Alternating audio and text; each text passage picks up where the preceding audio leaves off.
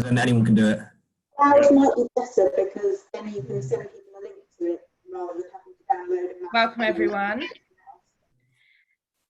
Welcome. Rob, do you want me to do the introductions or are you? I can do it or you can do it. You do it, go on. Cool, lovely. Right, welcome everyone. Welcome to the Best Green Party Hustings. Today we're going to start off with Campaigns Coordinator, then move to Publications, then I can't remember the next one before Leader because I'm not chairing it. I think. Trade Union Liaison. Yep, Trade Union Liaison, and then we'll move to Leader Hustings at 9 o'clock. Great to see some of the candidates here for the whole stretch, which is lovely. Potentially picking up some tips from earlier people of how to kind of do your hustings later on, which I'm enjoying. So very briefly, and because we're starting off with Campaigns Coordinator, can I ask everybody who's got their video on, unless you're chairing, just to switch your video off, just so it helps people kind of focus on the hustings that are ongoing and we don't get distracted. Is there still, yeah, so there's also someone, and you're likely to be able to hear me, who has their Zoom name as Chopping Off Your Head. And like, if you don't want to be known as your actual name, that's absolutely fine. But do you think you could maybe change it to something slightly less aggressive than Chopping Off Your Head? Doesn't have to be your real name, but potentially not. That would be excellent. So if that's possible. We kind of have hopes that this is someone who's been like playing Dungeons and Dragons on Zoom, and like that's been their name, and that they might need to change it. But yeah, if you could just like briefly change your Zoom name to something, that would be fantastic. Lovely. So the format for each of the hustings will be really similar. So we're going to give all of the candidates an elevator pitch, 1 minute, to introduce themselves to the people who are dialed in on Zoom. Then we're going to take some of the pre-prepared questions, get the candidates to answer in turn, and they'll be told how long they have to answer each question, depending on how detailed we probably are going to expect their answer to be. Then as we get towards the end, we'll be finishing this hustings for Campaigns Coordinator at 7:40. So as it gets towards the end, we're going to give them a minute each just to wrap up at the end. So we've got Daniel Laycock with us and Hannah Graham with us as two of the Campaigns Coordinator candidates. Britta has sent her apologies, but we haven't yet received a statement, which is absolutely fine. And when we do receive it, if it's during the hustings, we'll make a link available. And if it's after the hustings, we'll make the link available in the Facebook group with a recording, just so you'll all be able to hear from Britta. So when Britta is able to send a statement, we'll just make that available to people who are attending. And we will be starting. So we're going to go in alphabetical order by surname to start off. So if I can hand over to you, Hannah, and get you to do your 60-second elevator pitch for us. And while you're doing that, if people have got questions for the candidates, please get them going in the chat so we can kind of pick from those, make sure we get through as many as possible. Right, over to you. Hi everyone, thanks for joining us. It's great that so many of you are here. My name is Hannah Graham. I'm standing to be the Green Party's next campaigns coordinator. Been a party member for about 6 years. I'm a former Young Greens co-chair, former parliamentary candidate. I actually come from Scunthorpe in Lincolnshire, but I live in London at the moment, where I've stood as a local elections candidate, and I'm on the candidate list for London Assembly elections next year.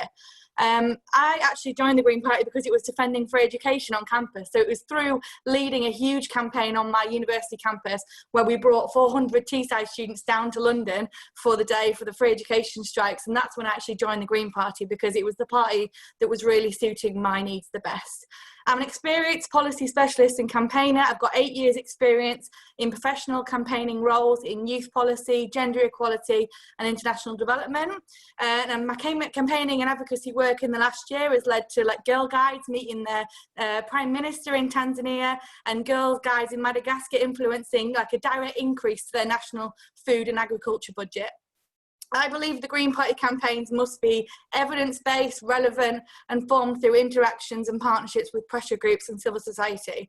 And I think more than ever, our campaigns need to be spearheaded by people with lived experience so that they're relevant and, you know, on the right side of history. And that's why I'll be your campaigns coordinator. Thanks, Emma. Wonderful, thank you. And then same for you, Daniel. Would you prefer Daniel or Dan? Either, I'm happy. Fine, I'll go with Daniel. That's what your name says on Zoom. People won't get confused. Lovely. So just 1 minute for you for your elevator pitch as well, and then we'll move into questions. Thanks, Matt, and thank you all for being here this evening. And it's great that Better Green Party Facebook group set this Hustings up. So as Emma said, my name is Daniel Laycock, and I'm standing to be the next campaign coordinator for the Green Party. We're at a pivotal moment for not only our party, but for our planet. We've only got 10 years left to tackle the climate crisis. And with that, we need Greens at every part of government, whether that's local, regional or national. And so my pitch to you today is that we need campaigns that will be powerful, winnable, transformative, inclusive. And moving forward, I've been with the party since 2018, and I was with the Lib Dems for the past 6 years with that, and I felt homeless by the end of it. And so I joined the Green Party, knowing the fact that they're evidence-based, they are enthusiastic, and they love to win. And so from that, I think being a campaigns coordinator will actually ensure that we have campaigns that will be winnable, that will be powerful, and that will obviously see more members, more people voting Green in the years to come. Thanks, Daniel. Brilliant, perfectly to time. Also, thanks to Annie, who's helping us to chair later, for clarifying it was their child who changed the Zoom name to chopping off their head. I'm sure we're all having a lovely giggle about that at this point. So I'll move on to the first pre-prepared question. So I'll go straight to Daniel for this one. So are you mentoring or helping anyone, either to take your place if you're incumbent, or for any other roles in the party or in your professional life? So actually, I was the former coordinator of Huntingdonshire up until March this year, and I was actually mentoring the deputy coordinator for that. And so I gave him valuable insight because he had only joined the party within, I think, about 3 months since he got involved with the local party. I relaunched Huntingdonshire with the deputy coordinator for Huntingdonshire now, James Goodman, and so I mentored him around about how to do local elections, as we had 2 campaigns coming up quite quickly for local elections, and I campaigned on how to and worked with him on how to do local campaigns that way. So yes, that's pretty much what I've been doing. Great, thanks, Daniel.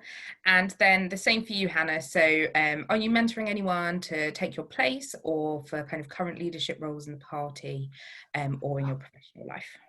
So in both, actually, something I do quite a lot of. I think in my professional life, obviously I work in youth advocacy, and as we know, youth work is not easy, and I think I work with young women and girls all over the world all the time to try and get them to influence decision makers on issues that affect them. But as we know, there's lots and lots of issues that can happen in young people's lives: mental health, youth unemployment. All these things affect their ability to campaign, or way that they live their life. So I think that's definitely something that I try to mentor people all the time.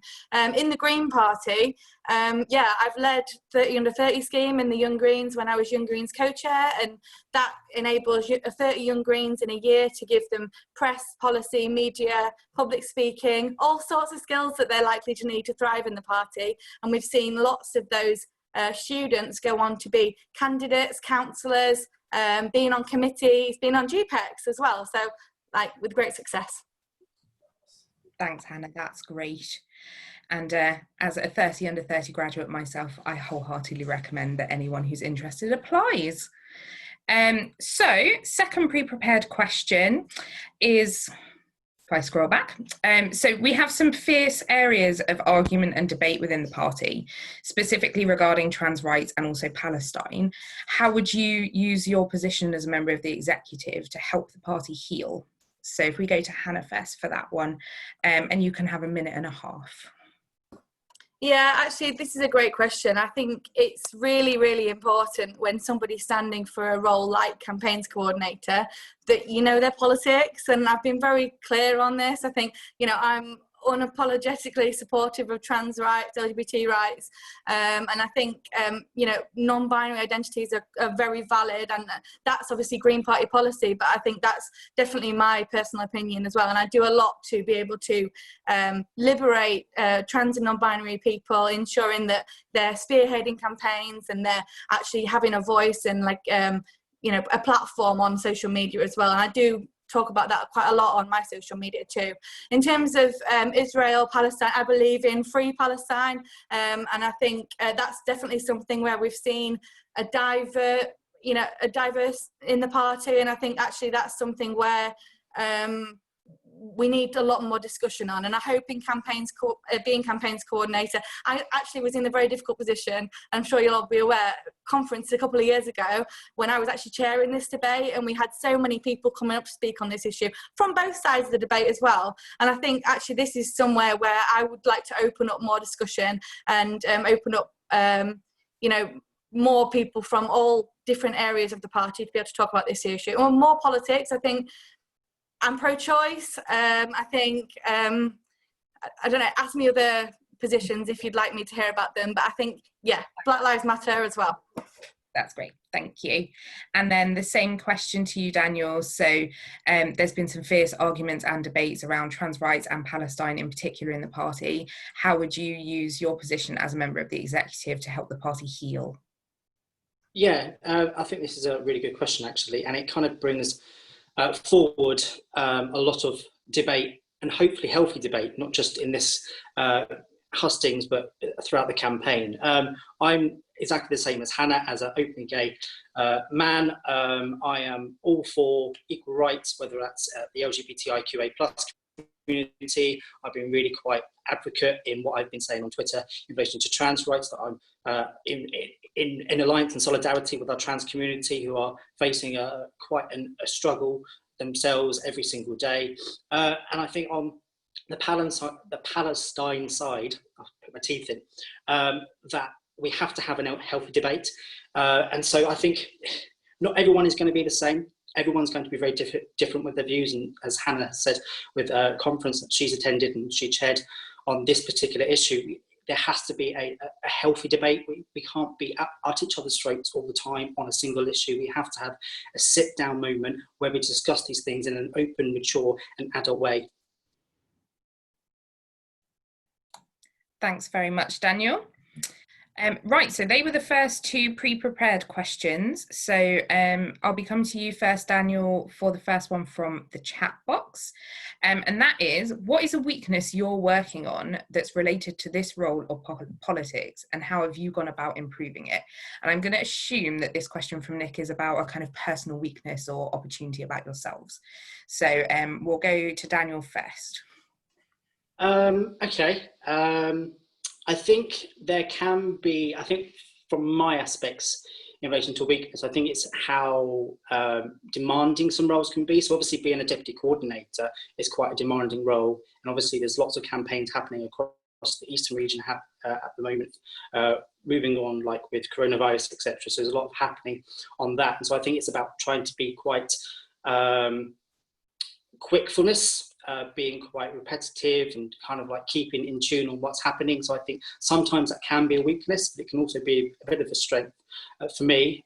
So I know that there's a lot happening across different local parties, and so about trying to keep up to date with what's happening, because I also run the Twitter account as well for the region. So it's trying to keep campaigns going, trying to keep members and the public aware on what's happening across the region, and also local parties, and trying to keep members involved too. So, and I know that during the general election campaign, I think when I was a campaign organizer for the Bury Edmonds constituency, I think the weakness was it was really quite stressful. So, and it was working like 18 hours a day. So sometimes the weakness of that can be good, but sometimes it can be quite unhelpful. But yeah, that's part of my weaknesses.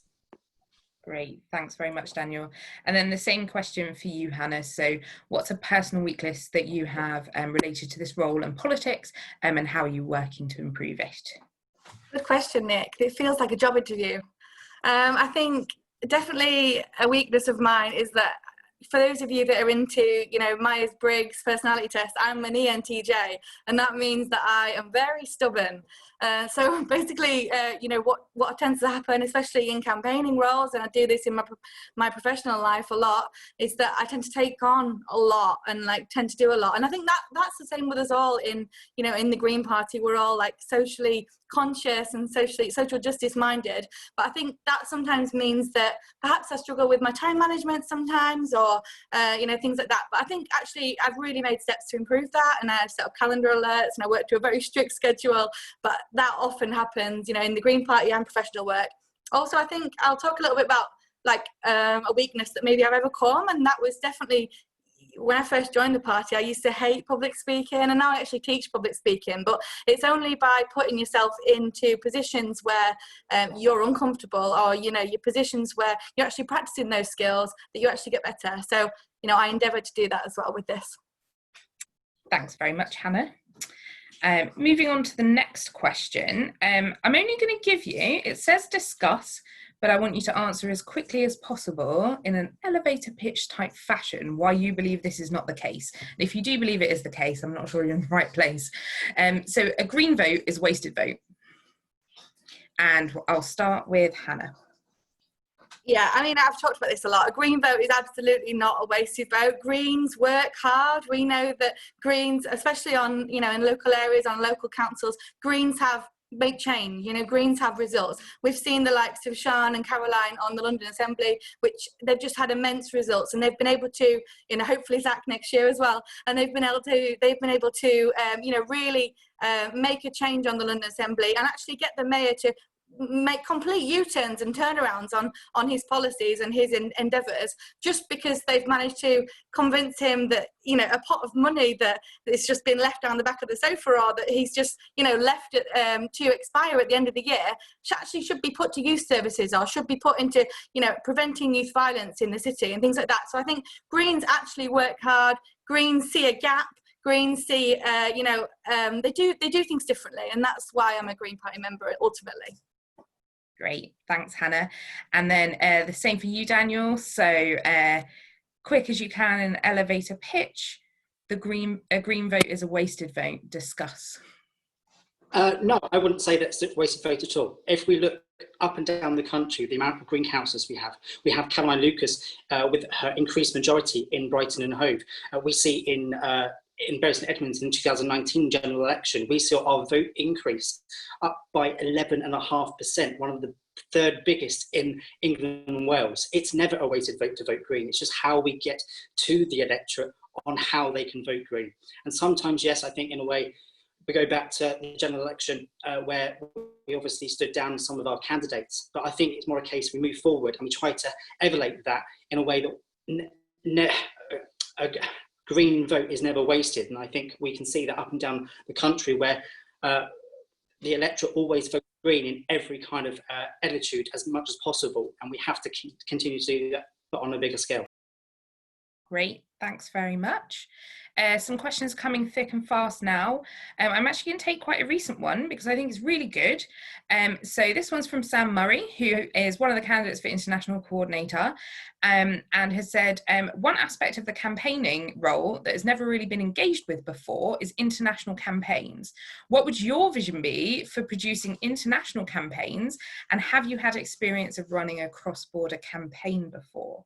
So Daniel, I'll come to you, and you can each have up to 2 minutes to answer this one because I think it's quite a meaty question. So, let me think. I don't think I have. I know Hannah has. Hannah's got this experience than me. So this is more you, Hannah. I think no. I think it's a really good question, though. I think for us as a party and with our sister parties across not just Europe but the world, there has to be that inter-workings as well. And I think working with the International Coordinator would be absolutely fantastic to be done. So we can work on those cross-border campaigns, whether it's working with things happening in Germany, whether it's things happening in New Zealand or in Australia, where the Greens are really prospering fantastically well, or working with our sister party in America to work with them in relation to Donald Trump in November. So I think we can do those kind of campaigns in a way. And it's also about FGM as well. And LGBT rights in other countries, especially like in Poland, for example. We should be working with our sister parties so we can actually elevate and amplify the Green voices in Poland across the UK too, so we can ensure that the current president of Poland doesn't actually have these LGBT free zones in Poland. So I think we have to work towards working more closely with our sister parties, not just in Scotland or Northern Ireland and Ireland, but across the world. Great, thank you very much, Daniel. And then the same question to you, Hannah. So one aspect of the campaigns role that's never really been engaged with before is international campaigns. What would your vision be for producing international campaigns? And have you had experience of running a cross-border campaign before? Yeah, definitely. Thanks for the question, Sam. I think this is really important. You know, I remember going to the Global Greens Congress in Liverpool a few years ago and just being astounded by the sheer amount of people there who were all there, you know, to fight for international green rights. And, you know, the differences as well between the parties across the world was quite astounding as well. Yeah, I think it's really important. I think I've definitely had experience of doing this before. I'm actually working on a campaign at the moment with the Macedonian Greens, the Young Greens there. They've got elections coming up in July. Oh, hang on, no, very soon. I'm not sure of the date, very soon. But they've got elections coming up where we're trying to get the MPs to try and pledge their support to various different LGBT rights pledges and things like that. So that's really beneficial. We actually went over there to set up a 30 under 30 programme there just a couple of years ago as well. And I think this is something I do quite a lot in my professional life. At the moment, I work for the World Association of Girl Guides and Girl Scouts, and I work with girls all over the world who are affected disproportionately by malnutrition and gender-based violence, and we empower the girls on a local level to go, and we train them up and get them to do things on the local level, like they go and speak with their local authorities, or they hold like rally events in their local community, but there's so much risk factor around that, you know, things like whether it's safe to do so, or, you know, whether they're sort of able to do so without being persecuted and things like that. But then we also enable them to do that on a national level and an international level. We've taken girls to UN conferences, to things like CSW in New York and things like that. So actually it's really important, and I think my vision for producing international campaigns in the Green Party would be to listen to our European and global neighbours. I actually was really lucky to go to the European Greens conference last year in Helsinki, where we were working as a team with Sam and Alice, and it was really beneficial to hear from our partners all over the world who had such green success, and we can replicate that here as well. Great, thanks very much, Hannah. So we've probably got time for a couple more questions. So the next one I'm going to pick is, how much should the Green Party focus on campaigns versus elections? And again, I'm assuming this means issue-based campaigns versus election campaigns. So we'll go to Hannah first for this one. And if I can just ask you to do this one in just a minute, and then we'll try and squeeze in as many more as possible before we finish. Yeah, I think this one came up in the last Hustings as well. I think, you know, we're quite simply a political party, and I think political parties fight elections. You know, we obviously campaign as well, but we fight elections. That's what we're here to do. Winning seats on all levels, local, national, international, equates to decision-making power and influence. And we could be working on a campaign for years and years and years and years and years and never have the success as we could have if we've got an elected official. And I think, you know, we really need to strive for green policies to become conventional, and through that is by having elected politicians who are trusted in those roles and who are making progress. So yeah, of course campaigns matter, because we need to appeal to the masses as well and the general public. Relevant and timely campaigns matter, but the real decisions are made when we've got Greens in power. Great, thanks very much, Hannah. And then same question to you, Daniel, just in a minute. How much should the party focus on issue-based campaigns versus election campaigns? Yeah, no, this is a really good question, actually. I think, in a way, we do concentrate a lot on election campaigns because we do want to see not only more councillors elected, we want to see more assembly members in London, we want to see a first assembly member elected in Wales, and we want just to amplify our voice as Greens across the country even further. And so I think concentrating on elections is as important, but I think also campaigns are important too. If there's an important issue that's on a policy base, we have to, I think in a way personally, I think we have to actually be more vocal in what we do with our campaigns. They have to be quite specific. We can't just choose any campaigns. I think currently what we're doing at the moment with the ACE, the Action Climate Emergency, we continue to do that, but I think we need to absolutely unequivocally campaign on a Green New Deal, and I think we need to do that a lot more as a party. That's great. Thanks very much, Daniel. I'm going to squeeze in as many as we can. So there's 2 questions here from people who haven't put in questions so far. So I'm going to take those 2 as our final 2, give you each a minute on those. So the first one is from Danny Keeling. We currently run campaigns as singular units, as local parties, as regions, as affiliated groups, etc. Would you improve this, or do you like the system as it is? So we go to Daniel first, and in just 1 minute, what do you think about the current way that we campaign as a party? Now, I think this is actually a really quite interesting question, because we do have our singular issue-based campaigns, whether that's local party, regional, or affiliated groups, and they work well. But I would also kind of like to see those kind of joined up. So if it's on a regional basis and the local parties wanting, for example, let's look at the east of England, it's where I live. There's 2, you had Bridewell, PowerPoint, that's the one, that's potentially going to be happening in Suffolk. And so I think as a Green Party and a region, we should be doing that. We should be campaigning on a regional basis, working with local parties in that area, but it's also going to be affecting a larger area. It's going to be affecting the whole east. I think there should be more workable and collaboration with local parties and regions on bigger campaigns. And it's the same with affiliation groups as well. We don't always need to work with affiliation groups with every single campaign, but I think at the moment I've worked on one with them as well in relation to PrEP. And I think we need to amplify that across the party, where we work with our comms with the party, so we can actually amplify that to the wider membership, so we can ensure that £5 million that's going to be cut from the PrEP bit is introduced. That's great, thank you. And then the same question to you, Hannah. So we currently run campaigns as singular units, as local parties, as regions, as affiliated groups, etc. Would you improve this, or do you like the system as it is? Yeah, interestingly, I think I would tend to disagree. I really like the system where we actually run campaigns on a local level, because actually across the UK, across England and Wales, we have different issues to tackle. And I've been doing a bit of work in the last year in the run up to the London Assembly elections with Emma Lee, who's the field organiser for London. And I think what we're doing is local party support. So we've been working with local parties to identify the issues that matter in their area and set up delivery schedules, set up action days, and write literature around those issues and try to take on casework to be able to tackle those issues. And we often see, local parties having more success on a local level, and that's where we get Greens elected most of the time. So I think, I'd still consider that local parties should have their autonomy.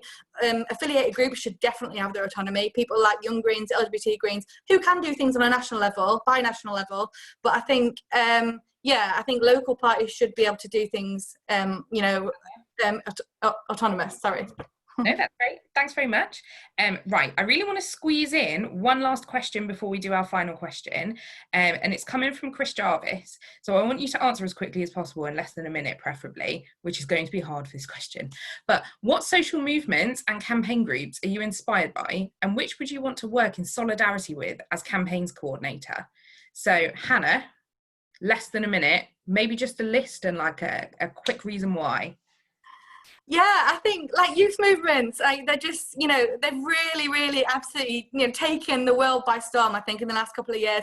Look at the climate charities, look at the climate movement, when children have, sacrificed their education above all things to go out and protest for the climate. I think that's so inspiring to me to know that young people are really taking power of that, and they're in the lead. Like, young people have led that. It's not been led by adults. It's not been led by, big corporations. Other ones and things, I've just recently become a water aid speaker. That's really inspiring to me because of the link between water, like sanitation and hygiene and nutrition as well. Like a lot of, the work I do at work about malnutrition is affected by just not having clean water and clean toilets, clean hygiene. So, that's something that I'm really passionate about. And I think, more locally, if I've got time, maybe not.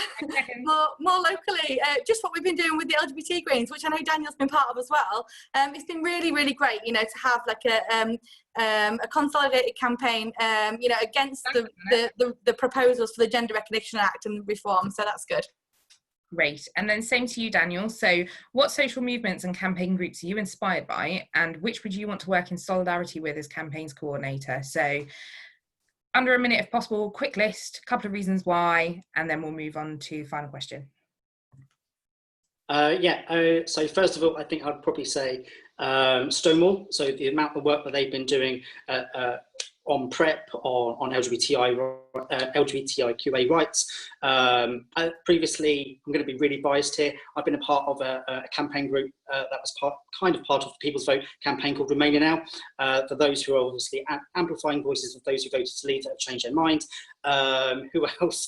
Oh gosh, this is on my spot. I've gone blank now. Thanks for that. The LGBTI Greens, obviously, the amount of work that we've been doing on those campaigns. The party, there you go, that's a movement, that's a social group.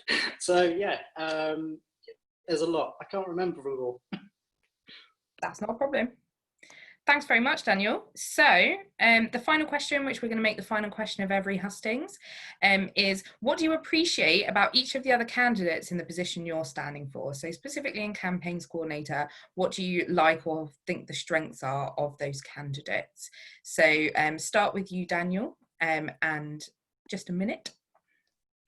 So Ash is here. Well, I think Hannah has been great, actually. It's been quite a really nice refreshment to see a young person as well. I'm not young, not anymore. I'm 32, way past young. No, Hannah's been really fantastic, actually. We've really challenged each other. We disagreed on things, we've agreed on things. We've said some of the same things, which is really weird.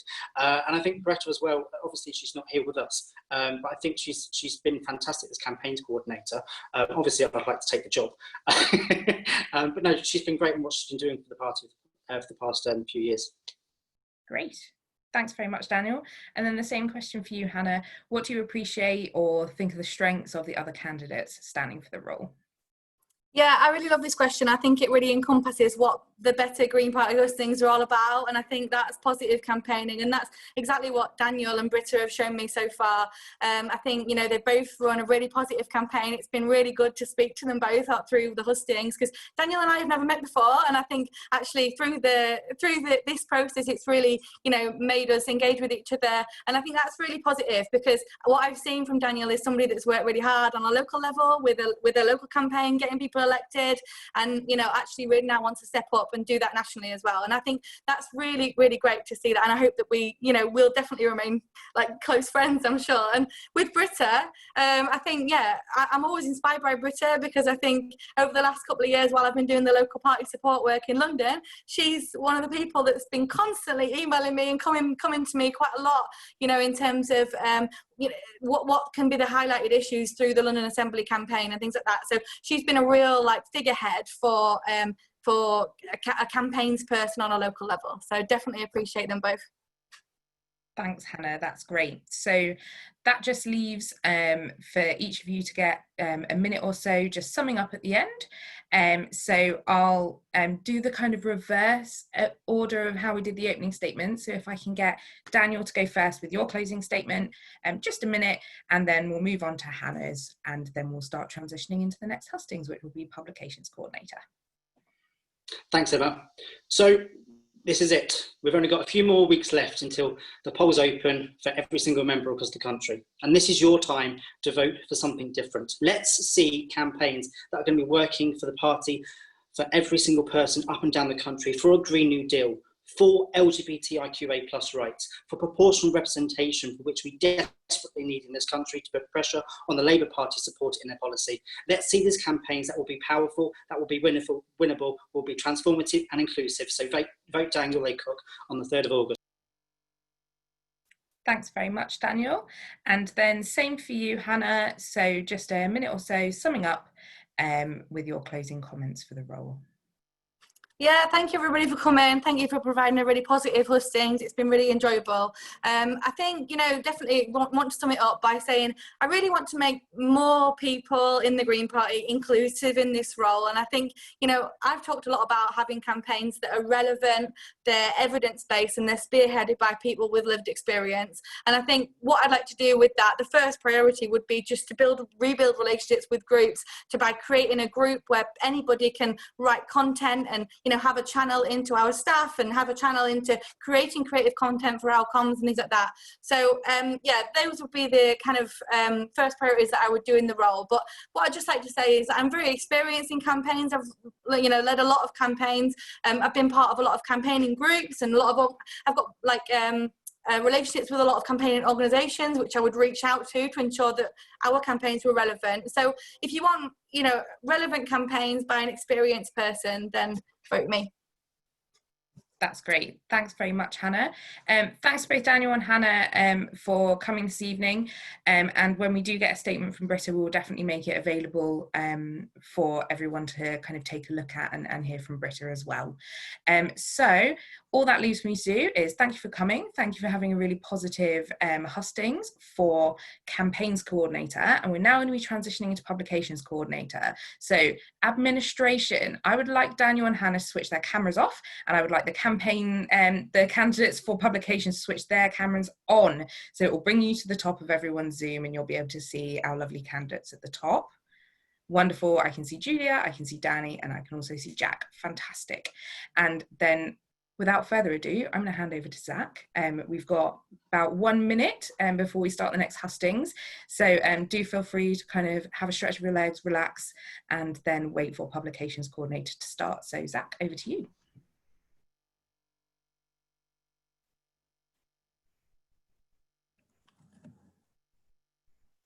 Has anyone got any interval music we could put on, maybe? I'm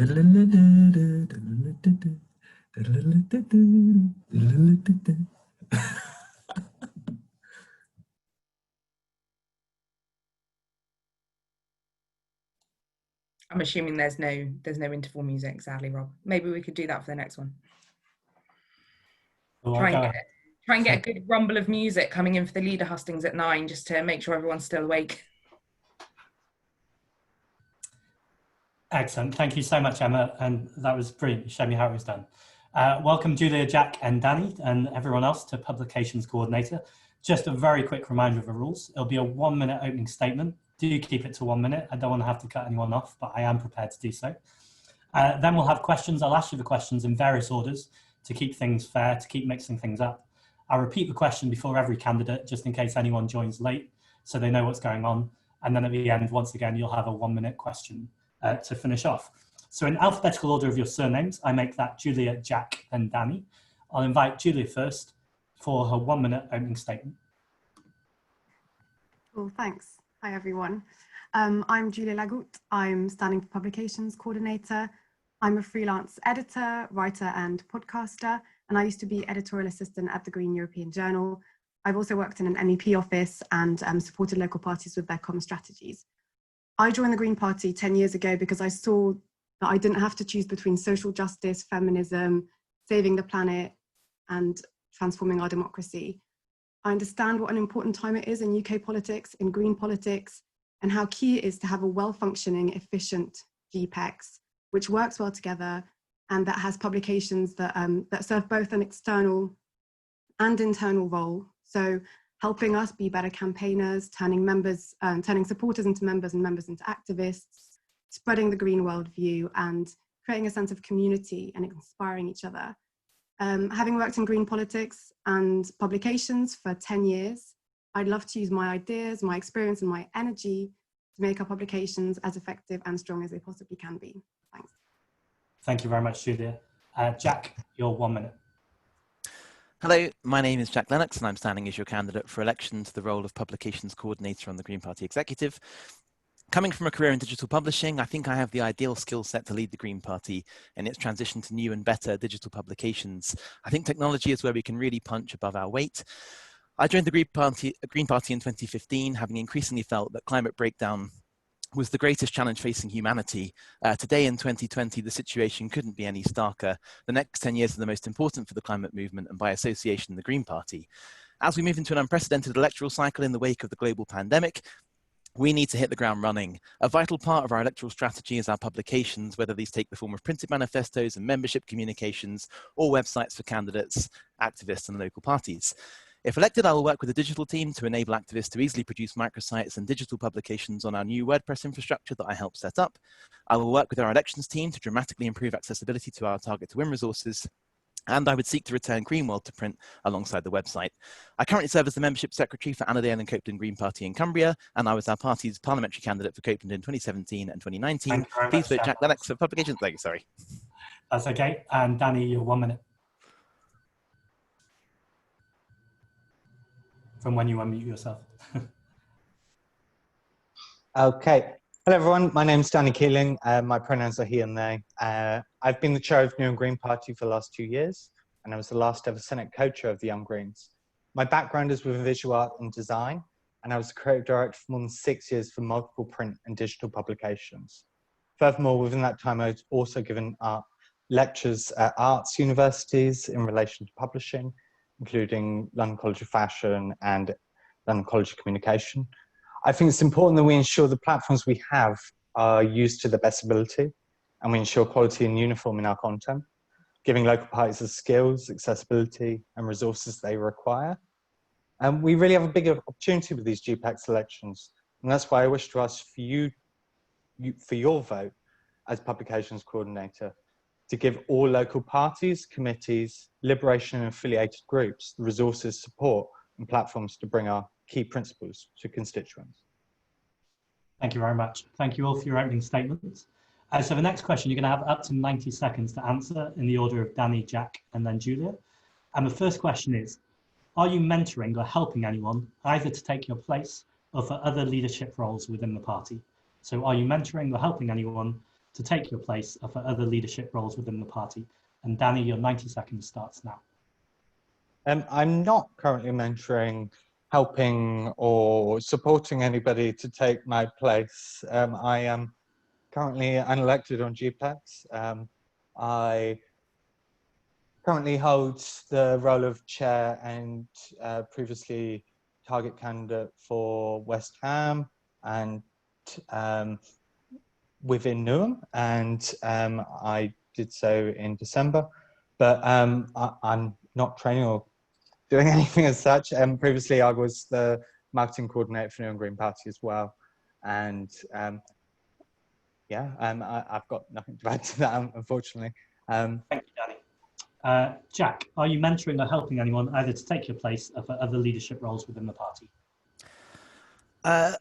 Like that, I mean, that's a slightly strange question, so I think I'm interpreting it correctly, but no, not directly, and obviously not mentoring anyone at this point because it would be the start of the term and there would be a year from now until, well, from the point that I was elected to the point that I would finish. So I do think that's a very good point, and I do think we need better handover, a better handover for the roles on GPEX. And I think that my experience of GPEX roles so far is that there isn't often a sort of much to inherit, and you sort of have to carve out the role yourself. For full disclosure, I did help Amelia Womack with her House of Lords video.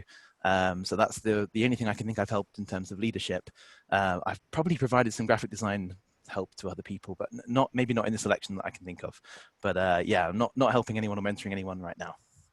Thank you, Jack. And Julia, that question one more time. Are you mentoring or helping anyone either to take your place or for other leadership roles within the party?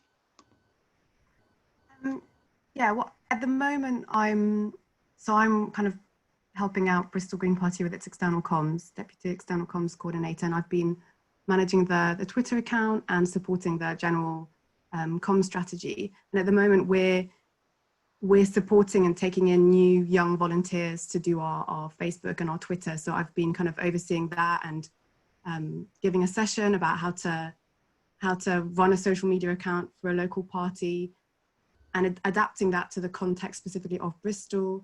And I'm supporting them day to day when they're trying to, put out content and advising them on how to do it best. Yeah, which is something I really enjoy. Thank you all. So we have one more pre-submitted question. This is just a reminder to anyone watching. If you have any questions for the role of publications coordinator, please do put them in the chat and we'll do our best to get through as many questions as possible.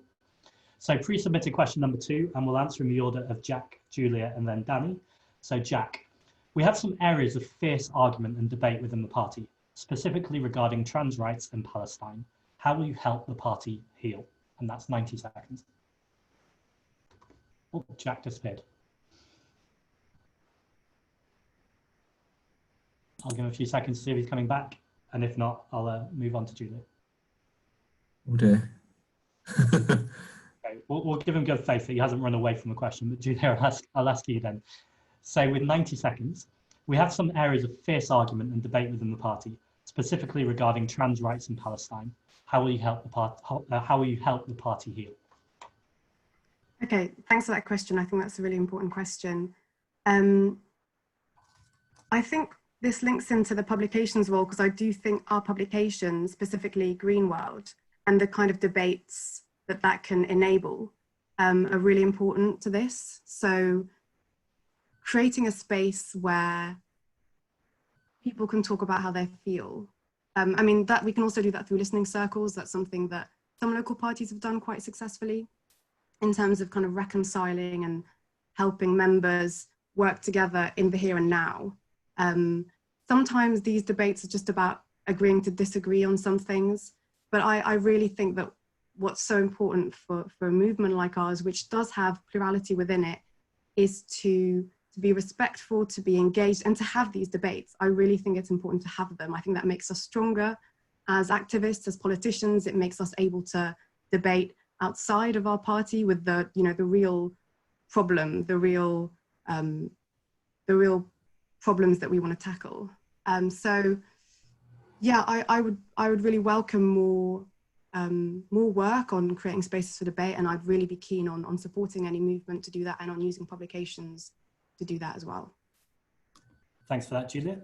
So, oh, Jack is back, I think. Very sorry. Yeah, my computer just crashed, which is the first time that's happened to me. Anyway, that's okay, sorry about that. Computers do that.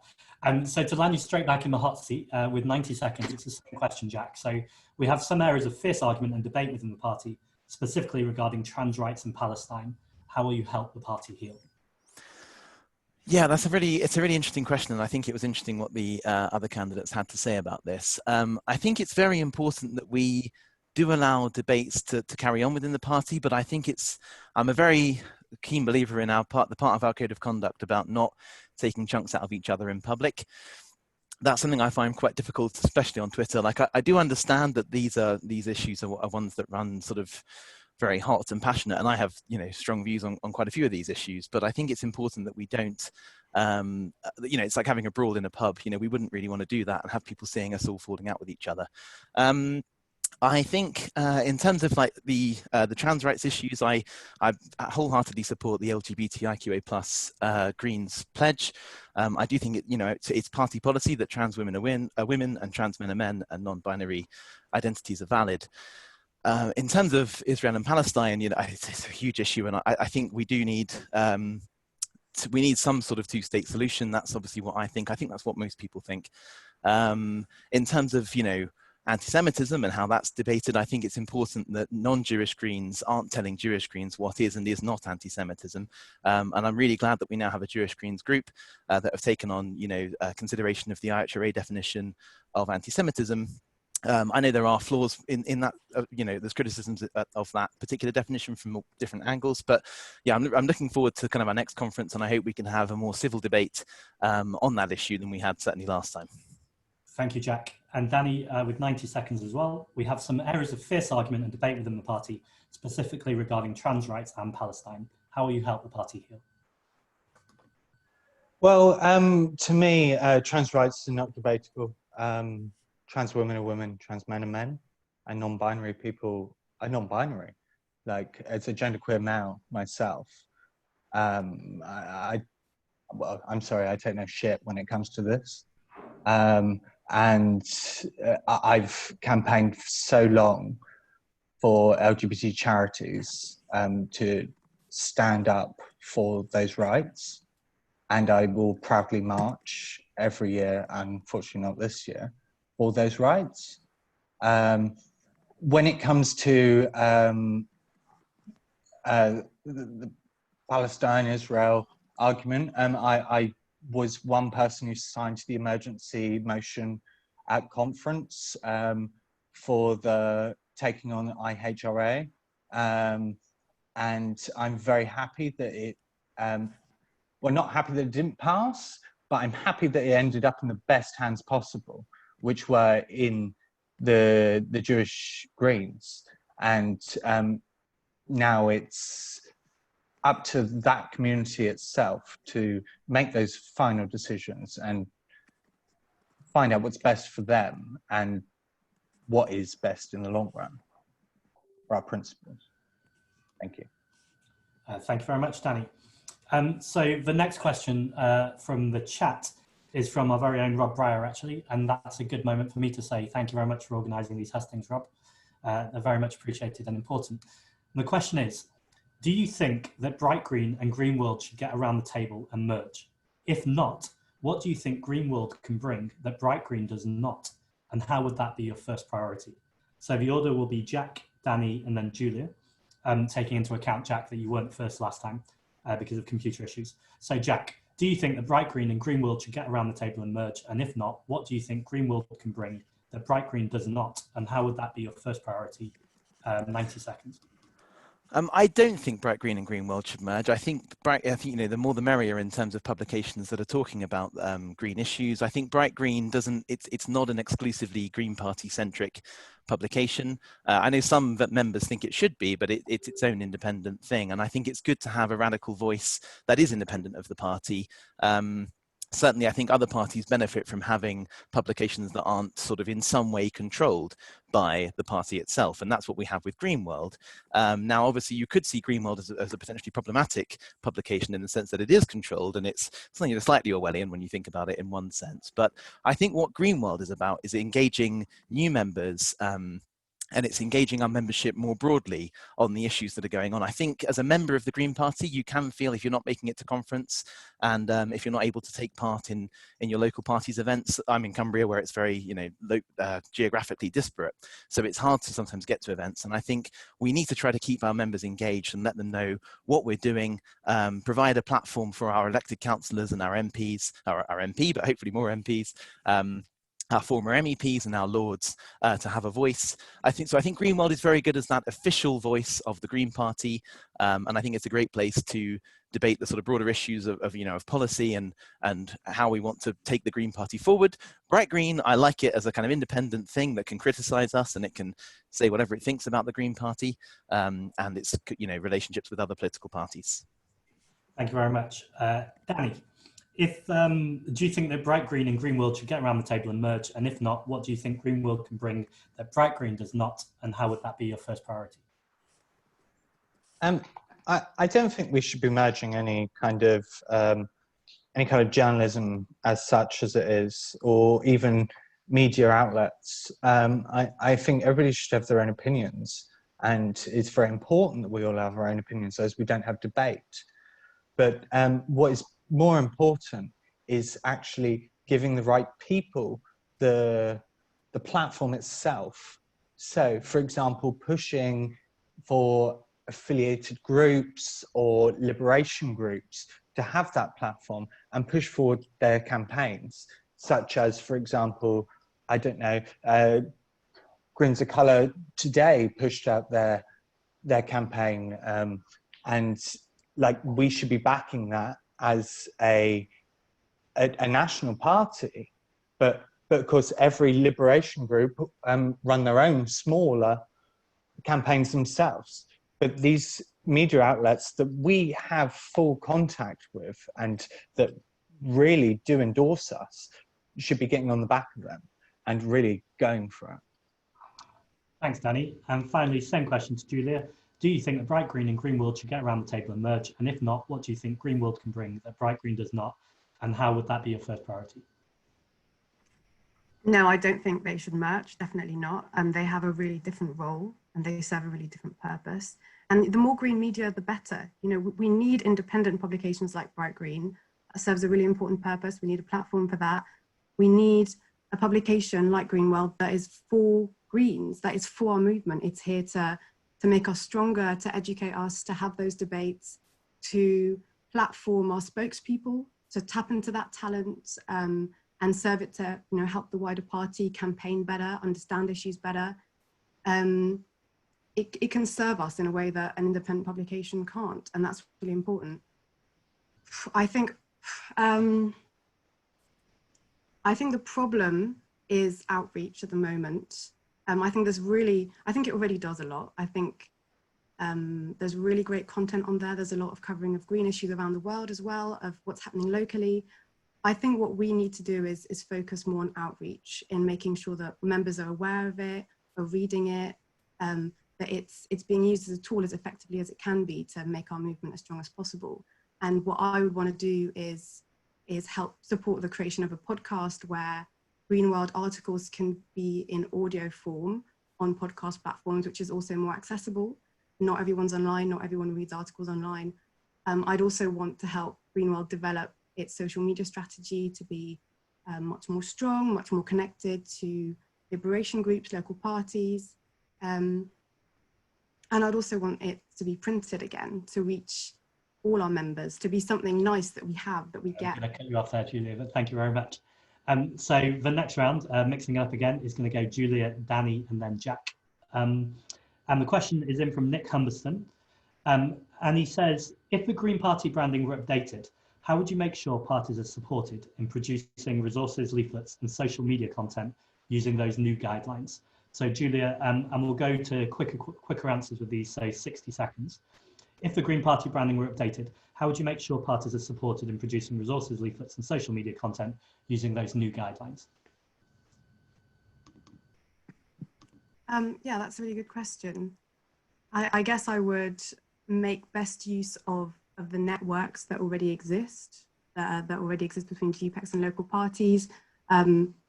Listen to local parties, find out how we can make this process as easy as possible, because I know the branding's quite established, quite popular, really easy to use. So making sure that everyone's really clear on what's happening and how to adapt to those new changes. Thank you. Danny, the same question. So 1 minute. If the Green Party branding were updated, how would you make sure parties are supported in producing resources, leaflets, and social media content using those new guidelines? So the best people that we could possibly put to the forefront here are people who find technology organic. And I believe that is the Young Greens. And because it's just everyday life for us. So to me, I think we should be contacting the Young Greens coordinator, which is within each region, and they're aiming to have them selected in each party as well. And I believe that through that, we could funnel it through and ensure that everybody has support in creating marketing and graphics. But to me, it's more important the training and the actual resources of quality, because I find that it's a bit shoddy at the moment, and it's not of quality and uniform. And the fact is that we find things that it's PowerPoint presentation, like editing software. And I think there needs to be a mixture of the basic, the PowerPoint stuff, and then the Adobe stuff. Thank you. And then finally, Jack, same question, 1 minute. If the Green Party branding were updated, how would you make sure parties are supported in producing resources, leaflets, and social media content using those new guidelines?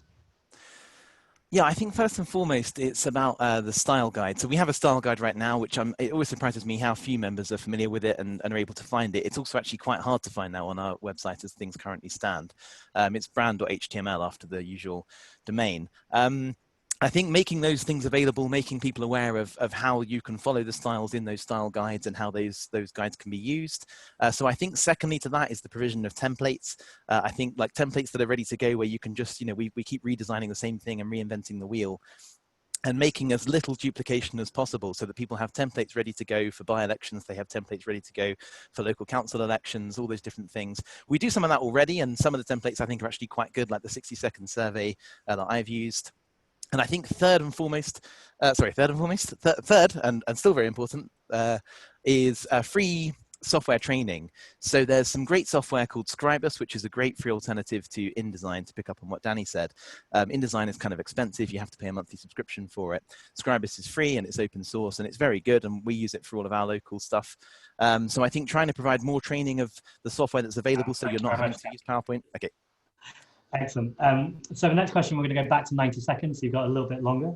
And we're going to go for the original order. So Julia, Jack, and then Danny. Julia, Jack, and then Danny. It's a question from Scott Redding. It's quite a long question in the chat. So I'm only going to ask part of the question. If anyone's interested, they can go in the chat to see what Scott has to say. But the question essentially is, how do we spread best practice in the area of publications throughout the party? Scott then goes on to give some examples in the West Midlands, where he was on the regional exec.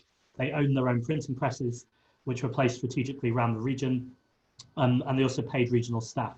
So the second part of the question was, should this be local parties sharing best practice, or should it be top down from the publications coordinator? So I'll sum up the question one more time, because there's a lot of words there.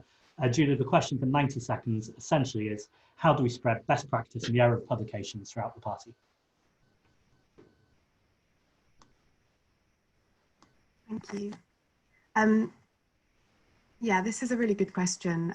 I liked Jack's idea about templates. That's definitely something I'd want to develop. In last year and earlier this year, I was helping out with Bristol's mayoral campaign, which obviously got delayed. And one of the things I really wanted us to do was to produce a Bristol-specific Green Party manifesto. What would Green Party policies look like in Bristol? Air quality, housing, green spaces, transport, etc. And I also wanted Sandy Hall-Riven, the candidate, to send specific manifestos for to different interest groups based on what Green Party policies in Bristol would do for them.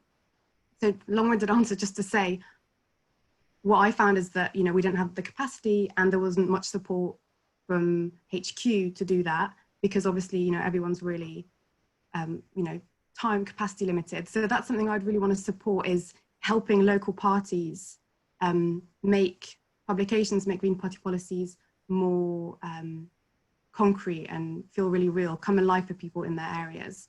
And that can be through templates, that can be through just supporting them with content. And I should answer the second bit as well. I think what the publications coordinator can do is facilitate kind of the sharing of best practice between parties around the country on this issue and other issues. Thank you. Yeah. And Jack, same question. How do we spread best practice in the area of publications throughout the party? In 90 seconds. Yeah, so I think it's, I'd say it's a little bit of both in terms of, should it be the publications coordinator or should it be parties working together? One thing I would love to do is, and I think I've kind of been promoting quite a lot, is the production of kind of microsites around specific things we're trying to do. So I would like a microsite for Target to Win, which is one big issue for us. But I think another microsite around the production of publications could be a really good sort of resource center for people. So it's kind of just a, you know, we could have publications.greenparty.org.uk, something like that. We could provide resources there, you know, guides from people who've been through all this before. I do think it would be good on a national level if we could try to foster relationships with printers so that people aren't having to find printers themselves and aren't having to go through the whole thing of deciding what paperweight to go for and that sort of thing. So I think if we can try to, through this website, for example, have some kind of guidelines on, you know, printers you can use, printers we've used before that we know and trust and that use, you know, post-consumer recycled paper and vegetable-based inks, that sort of thing. I think like Julia said, I do think templates, I'll just mention what I said from the last answer. I think that's a really good way of sharing best practice and having templates that people can contribute to as well. They're not just, you know, top-down things.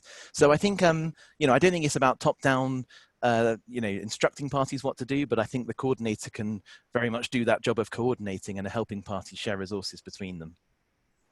Thank you. And Danny, same question. How do we spread best practice in the area of publications throughout the party? Well, every election I end up making all the resources for New and Green Party. And I use Adobe InDesign. And every election, I'm asked by multiple other local parties, including yourself, Zach, for, could you chuck a poster together for me? And, well, the fact is that the paid person at GPHQ, the publications and marketing manager who is reasonably well paid, I believe should be batch doing these. Like, it doesn't take much to use InDesign and batch create items. Like, if they were given all of the design aspects and all of the names and the images, they could batch run these items. So that's posters as such, or campaign leaflets. And I understand content is very different for different local areas, but that gives a starting point for local parties to just be able to edit content. The fact is that I just don't think that local parties are resourced well enough. And I feel like they could be given the skill set that they actually require to actually make the most out of campaigning. Thank you. So penultimate question now. This is from Marilyn Pickup. She says, the psychology of fonts, colours, etc. are very important in politics. Has this been researched in the Green Party? And what I'd add to that question to kind of give you a juicier thing to go on is, how would you make our publications more attractive or more readable or more watchable? So Marilyn's question with mine kind of added on top, which she says, the psychology of fonts, colours are very important in politics. Has this been researched in the Green Party? And what would you do to make our publications more attractive, readable, watchable, etc.? And for this, we'll go Danny, Jack, Juliet. So Danny, 90 seconds. So obviously I don't know the history or experience of the previous people and the amount of research that they've done on branding, or how they've decided on the colours, the fonts, the graphics, the style guide at all. But I'm very aware of how style guide, branding and graphics work. And I'm more than happy to put in some kind of full review on these items. I'm very much a fan of contemporary minimalism, and I think that's very much representative of our party in moving forward to a contemporary minimalist visuals. And I think that would work well for us. Let's think back to, I know, for example, The Guardian, with just shaking up, just changing their font, and all of a sudden they reeled in all their younger viewers and their younger readers. And I think that's very important that we engage the younger members, because that's where we really pick up well. Thank you. So Jack, same question. The psychology of fonts is very important in politics. Has this been researched in the Green Party, and what would you do to make our publications more attractive? Yeah, I absolutely agree with this. My understanding is that from the last big rebrand, which created the style guide that we have now, there was quite a lot of work done on this, and those different colours we have in the palette, there is kind of a psychological profile to those, and some of that's actually covered in the style guide itself in terms of how to use things and how not to use resources, and not putting the 5-degree thing on a blank background. I don't know, and something I am keen to find out more about is the sort of pseudo new design that we're doing a little bit on social media, which I think has been a bit problematic. And certainly one thing I really care about in this arena is accessibility. And I know some of the graphics that we've been putting out are not very easy to read, for me, and so definitely not very easy to read for people who have, if you have issues with vision, or certain fonts are not very good for people with dyslexia, and there's all sorts of reasons why you need to make these things as clear as possible and as easy to understand. Color blindness, a whole load of other things. I think with our current, the one criticism I would have of our current style guide is that the fonts are not very versatile. I think it's Helvetica New, which isn't available in bold, or the way we've got it set up at the moment. I've certainly had real issues trying to do certain things, and certain kind of basic characters aren't available sort of beyond the regular alphabet. So yeah, I think there is definitely room for a bit of a shake-up. I do think as well that these things change. Design is a bit like, it's like fashion. I'm sure Danny knows about this, but I think some of our branding is starting to look a bit dated, and I would certainly be very keen to get as much, in terms of our budget, as many eyes as possible on, producing attractive and. Sorry, I've got to keep us moving. No worries. With 90 seconds, psychology of fonts has been very important in politics. Has this been researched in the Green Party, and what would you do to make our publications more attractive? Yeah, that is a good question. There has been research done, and as Jack said, what we've got now, there's a lot of research that's been going into this. I think it's good. I think it makes it clear how local parties can replicate it, and it explains the kind of a bit of the logic behind the colours. I'm sure a lot of us here have spent a lot of time trawling through it. So yeah, I think it's good. I don't think we should be reinventing the wheel. I mean, I'd be interested to hear if you, Marilyn, think that something should be different, or if it doesn't work in some way. Jack made some good points about accessibility, and I agree with that, but I think also we need to remember that social media, what we put on social media is different to what we're talking about, which is mostly publications, often, especially with some of these new ones in the colours. But I completely agree with the point about accessibility. Yeah, and I also think in terms of being creative, I think it's good to encourage local groups and liberation groups to be creative and have their own branding and their own identity to some extent. I think that's positive, and I think we shouldn't be too kind of strict about it. But at the moment, I think it's a good balance of just enabling and supporting parties to produce professional content. Thank you, Julia. So thank you all. For our final question before closing statements. Support the Better Green Party is obviously in a spirit of collaboration and also being gentle and kind, and that's partly what this final question is about. I'm just being asked to remind all candidates speaking tonight that we don't want negative comments about party staff, so to keep everything as constructive as possible. And the final question before the closing comments is, what do you appreciate about each of the other candidates in the position you are standing for? So what do you appreciate about each of the other candidates for the position that you are standing for? And for this, we're going to go for Jack, Danny, and then Julia. Jack, Danny, and then Julia. So Jack, 1 minute, what do you appreciate about the other candidates in this position that you're standing for? Yeah, so I'm a bit of a fan of the, it's kind of embarrassing, but yeah, I'm a big fan of the Big Green Politics podcast, and I've been listening to that for a very long time. So it was quite strange when I first heard like Julia put a face to Julia's voice, which I'm very, very familiar with. And similarly, the Green European Journal, Green Wave podcast. Is that one green? Yeah, that is Green Wave, isn't it? And Green Space. So yeah, so I'm a big fan of Julia as a podcaster. Yeah, I think she's great, and I'm a big fan of what the Green European Journal's doing. I didn't know Danny coming into this process, but I'm very impressed with his background in terms of his publications. Yeah, the menswear magazine he's involved in that's distributed, I think, in more than 28 countries, which is a huge feat, and yeah, very impressed from me. So I think they've both got fantastic skills, and I'm sure whoever gets elected, our publications are going to be going in a better direction. Thank you, Jack. Danny, what do you appreciate about the other candidates for positions you're standing for?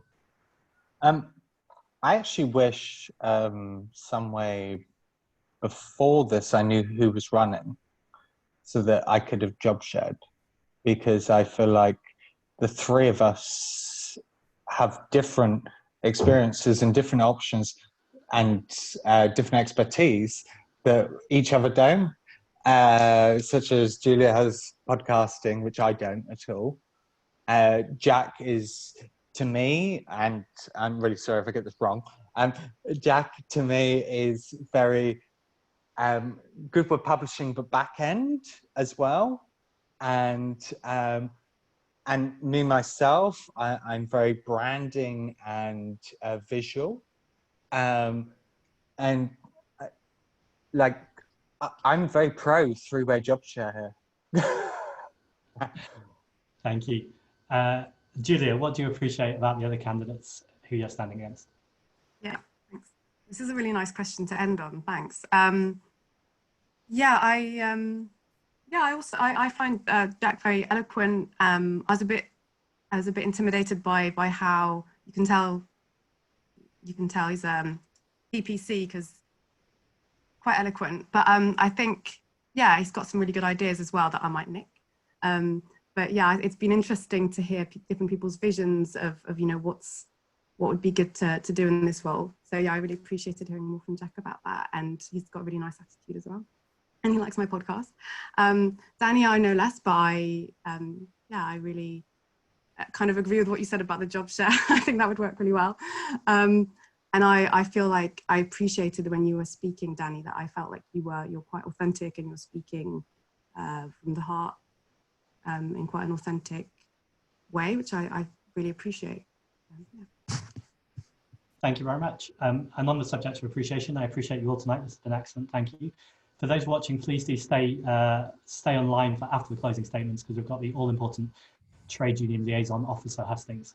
So finally, your closing statements will be in reverse order to how we began. So that will be Danny, Jack, and then Julia.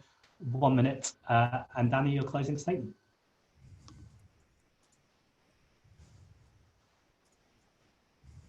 So let's be frank, we've been seen as a one-issue party for years now. And I fully understand that the climate emergency is the biggest issue of our time. However, we must get our other major policies heard and not turn to the Lib Dems, being only known as the party who went against tuition fees and were anti-Brexit. We need to ensure in all our platforms that we push our key policies.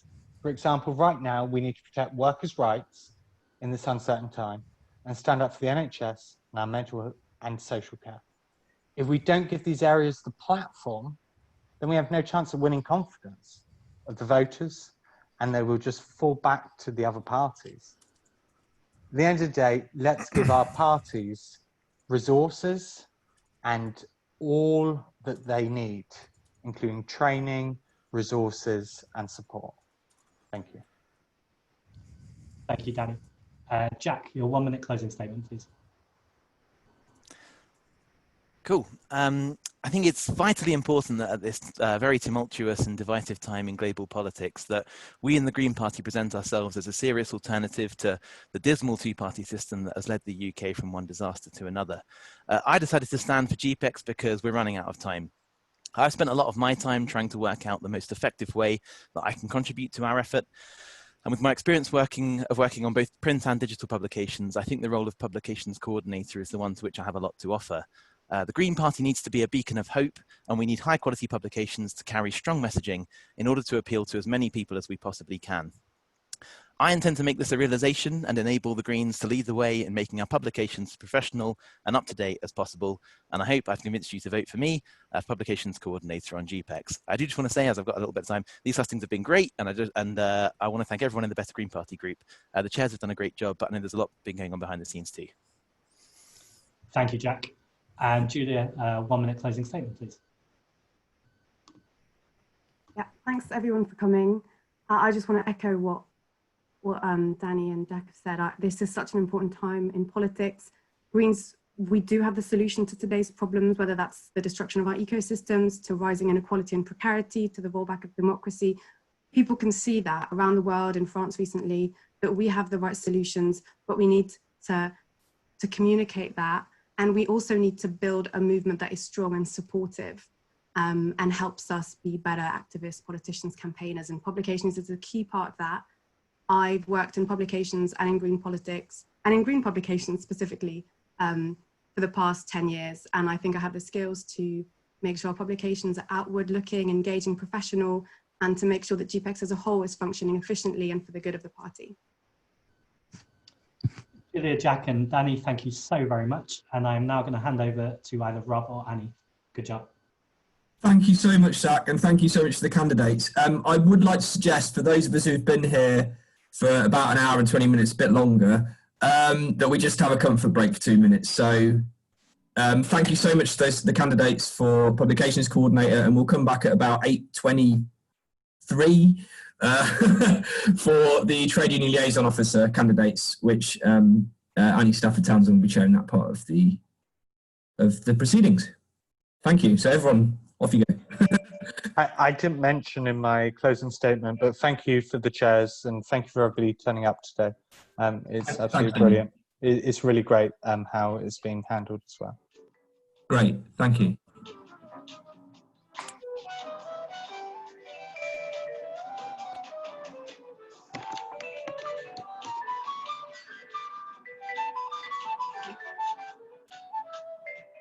Can you hear me?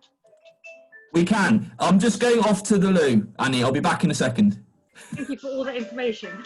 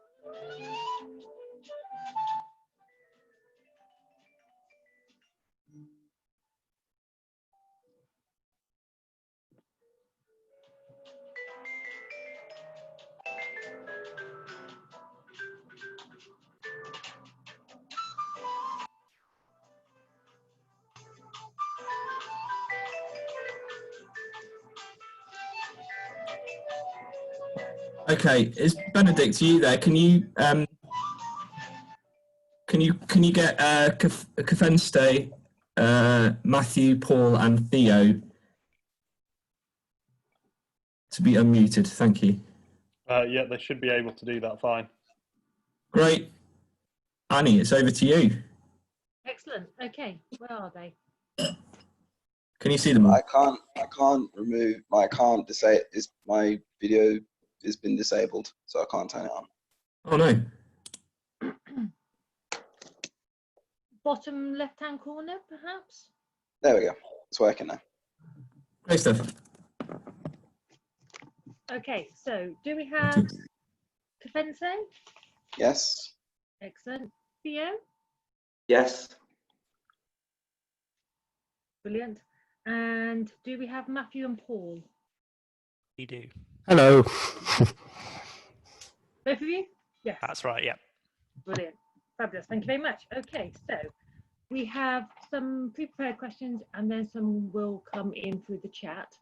So 1 minute opening statements and then followed by 1.5 minutes to answer questions, followed by 1 minute as a closing statement at the end. So I'll give you a little warning as you get close to the end, but we will be quite strict with time. So to open up with some opening statements, we'll first go for Kefentse, then Theo, and then Matthew and Paul. Okay, over to you, Kefentse. Thank you. My name is Kefentse Dennis, and I'm the membership officer for the Birmingham Green Party, as well as the regional officer for the Greens of Colour. And the reason I'm standing for Trade Union Liaison is because I have 3 things that I want to do. I want to get the trade unions, the cooperative groups, and the affiliation groups to work together inside the Green New Deal that we're building. 2, I want to strengthen those ties with cooperatives because I feel like they're not spoken about enough. And 3, I want to expand the use of mutual aid because I think it's a vital piece of organisation that we can all use. And that is why I'm standing. Thank you. Okay, thank you very much. And so then Theo. Yeah, I'm standing because I think that now is the moment and the opportunity for the Green movement and us as their political voice to form really strong, lasting links with organised labour in this country. We've got to do this because short-term survival of each of us as wage earners depends on strong union organisation, and unions are going to be growing in activity exponentially. It's already happening across the country, trying to defend our basic jobs and standards, but also our long-term goal of acting on climate change requires that we redesign our workplaces, and that's got to come from the bottom up. It'll be way too slow unless we actually get the demand for a just transition firmly embedded in the workplaces. If we support people where they're fighting and take on their demands, they will support us, because all working people want to do something about climate change, but they need to find a way to get from where they are to where they need to be. And we need the unions, and we need to build links at a ground level in every Green Party branch to defend the current survival and build to defend our long-term survival. Fabulous. Out of time. Thank you very much. And then Paul and Matthew. Oh, great. Thanks so much, Annie. Hello, everyone. Hi, I'm Paul Valentine, and with me on the screen somewhere is Matthew Hull.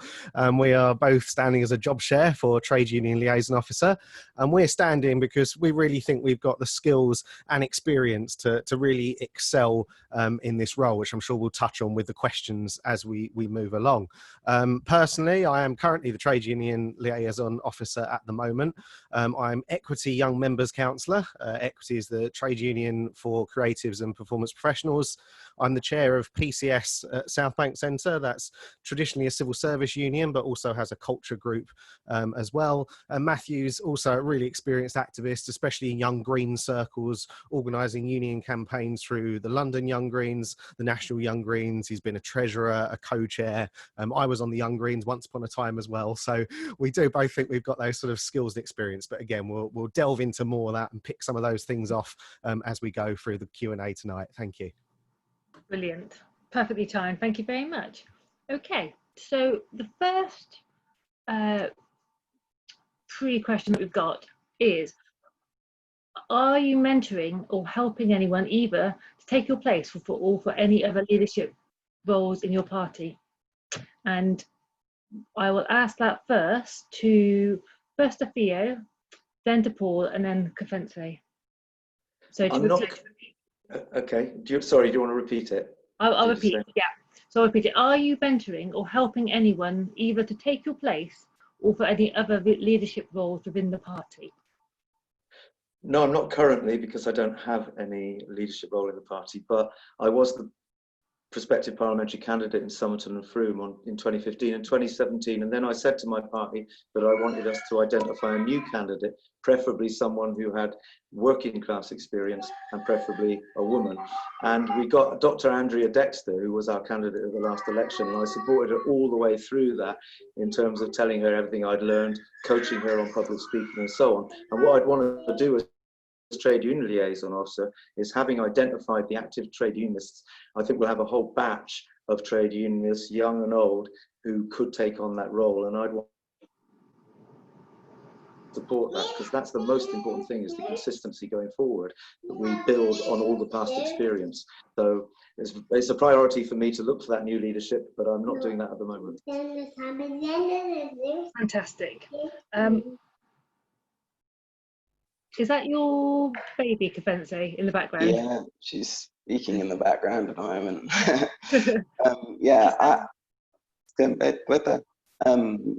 sorry, can you just repeat the question again, please? Yeah, I'm going to go to Paul first for the question, but can you just turn off your mic when you're speaking, as adorable as your baby is? Okay, so we'll go to Paul next, and the question is, are you mentoring or helping anyone to take your place or for other leadership roles within the party?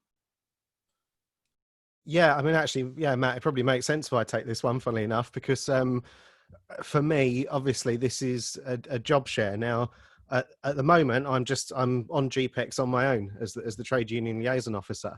And one of my big mantras that I've always had in like both union movement and any role in the Green Party is that I like to make myself redundant. Because what you really want to do is you want to be inspiring someone else to move into a position that you're already in. And I still felt like I had a lot to give to the Green Party in relation to the trade union liaison role, but I really wanted to open it out to a job share.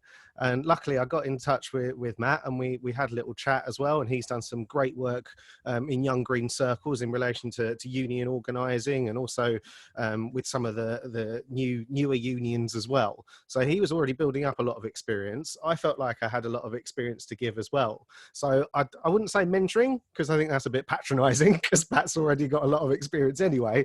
But certainly sort of saying, yeah, no, come on, let's get you up the Green Party chain as well, if it's possible. You've got so much to give too. So I think that's probably my response to that one. Okay, fantastic. And then Kefentse next.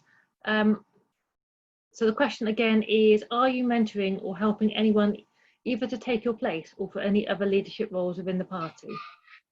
Not to take my place, no, but to help with the leadership in the party, yes. I'm obviously campaigning for all GOC candidates for the roles that they're currently going through in the party. We feel like it's obviously important for the party to increase its diversity, because we're stereotyped as being very white and being very middle class.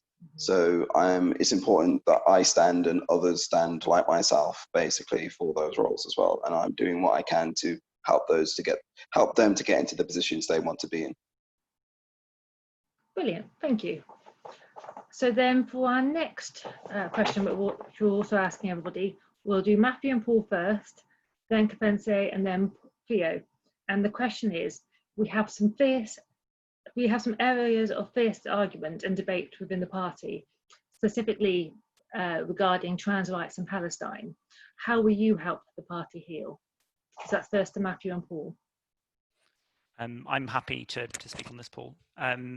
So I think, firstly, like the way to make sure that that the party can heal is I think to make sure that there is room for solid and sensible debate, and I think to make sure that everybody feels like safe and comfortable engaging in that debate. I think certainly with regards to with regards to what was termed like the sort of Palestine question, it's not terribly clear what exactly that means.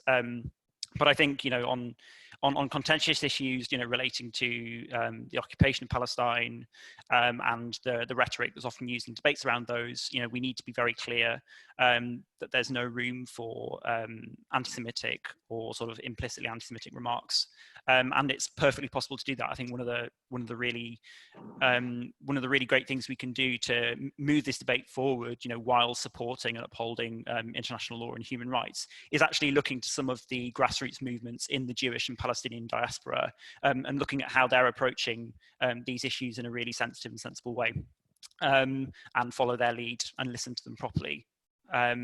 On the issue of supporting trans people in the party, I don't see this so much as a debate as something that we need to deal with as a party. We need to make sure that the party is safe and welcoming for transgender people and non-binary people, and the only way to do that is to make sure that we are constantly affirming their identities and not making them feel unsafe in our organisation. So I don't see so much of a debate there. Mainly because, from one side of the so-called debate, I've not seen anything substantial or terribly persuasive. That's great. Thank you. Thank you very much. Right, Kefentse next, and the question is, to remind you, we have some areas of fierce argument and debate within the party, specifically regarding trans rights and Palestine. How will you help the party heal? Yeah, I think it is about dialogue and debate. The debate and the dialogue is there to air out any ignorance or any issues that has been thought by certain people within the party. I think, especially when it comes to trans issues, there needs to be obviously one sort of solidarity message of how we stand for trans rights and their human rights, and trans men are men and trans women are women. But there needs to also be a process of how we deal with transphobia within the party. I feel like it's too easy to say something and nothing be done about it. So I think we need to look at how the whole disciplinary process works, especially when it comes to trans issues. And in regards to Palestine, I think, and Israel, I think it is a case of trying to be critical and trying to say, yes, we're for Israel to exist, we're for Palestine to exist. But the way that the things are happening at the moment is, one is not allowing the other to exist, but doing it in a way that means that we're not being anti-Semitic, which I think is very much possible. And I think it's getting down to semantics of what do you class as being anti-Semitic. And I think there's a lot of ignorance around that issue as well. And I don't want the party to fall into kind of Labour territory when they're with the way that they handled it. So I think it needs to be an open and honest dialogue about that as well. Fantastic, thank you. And then to you, Theo. So the question again is, we have some areas of fierce argument and debate within the party, specifically regarding trans rights in Palestine. How will you help the party heal? Yeah, I think that's a great question. I think it's the essential question, because we have to create a unified movement because of the aims we have. It's essential.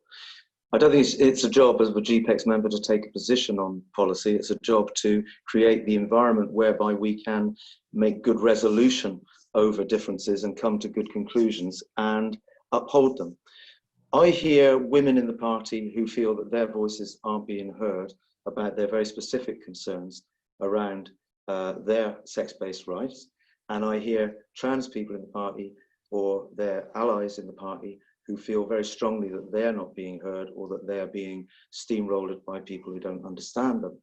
And the same thing happens around Palestine, with people who support the Palestinian people and Jews who feel some identity with the Israeli project because of their own history. And I think the key thing is about going back to our fundamental attitude in the Green Party, which is that everybody is doing the best they can here.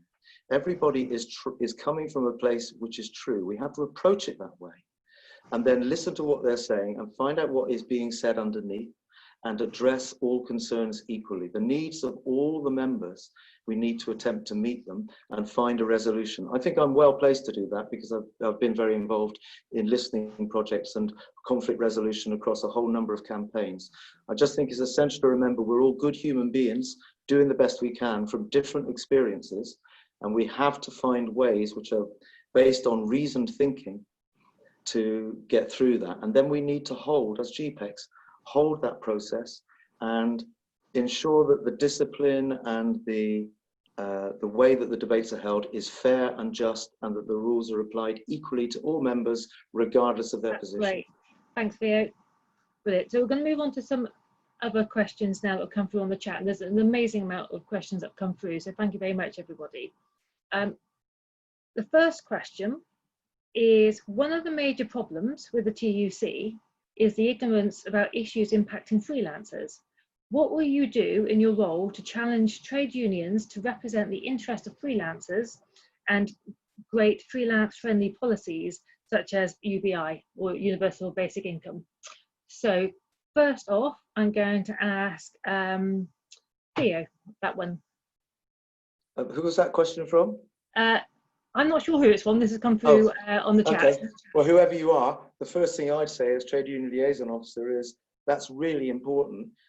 Talk to me about what we need to do to organise your sector. It's a very difficult sector to organise. I think that it shouldn't just be about trade union liaison, it's also about professional bodies, which also need to be brought into the same remit, and professional associations and so on.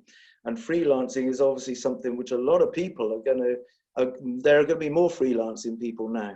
You know, we're all trying to find a way to survive, and we need to organise that sector. I think you'll find unions are willing to go along that route, but basically union policy comes from union members, from workers organising. So we need to organise that sector, find ways. It may not be the big trade unions. It may be the unions which are not aligned to the TUC. It may be a completely new creation. People like United Voices of the World are very good at creating those different sectors, but we need to do that. You're absolutely right, because it's an issue right now for a lot of us, and it's going to be a big issue for a lot more people in the next year.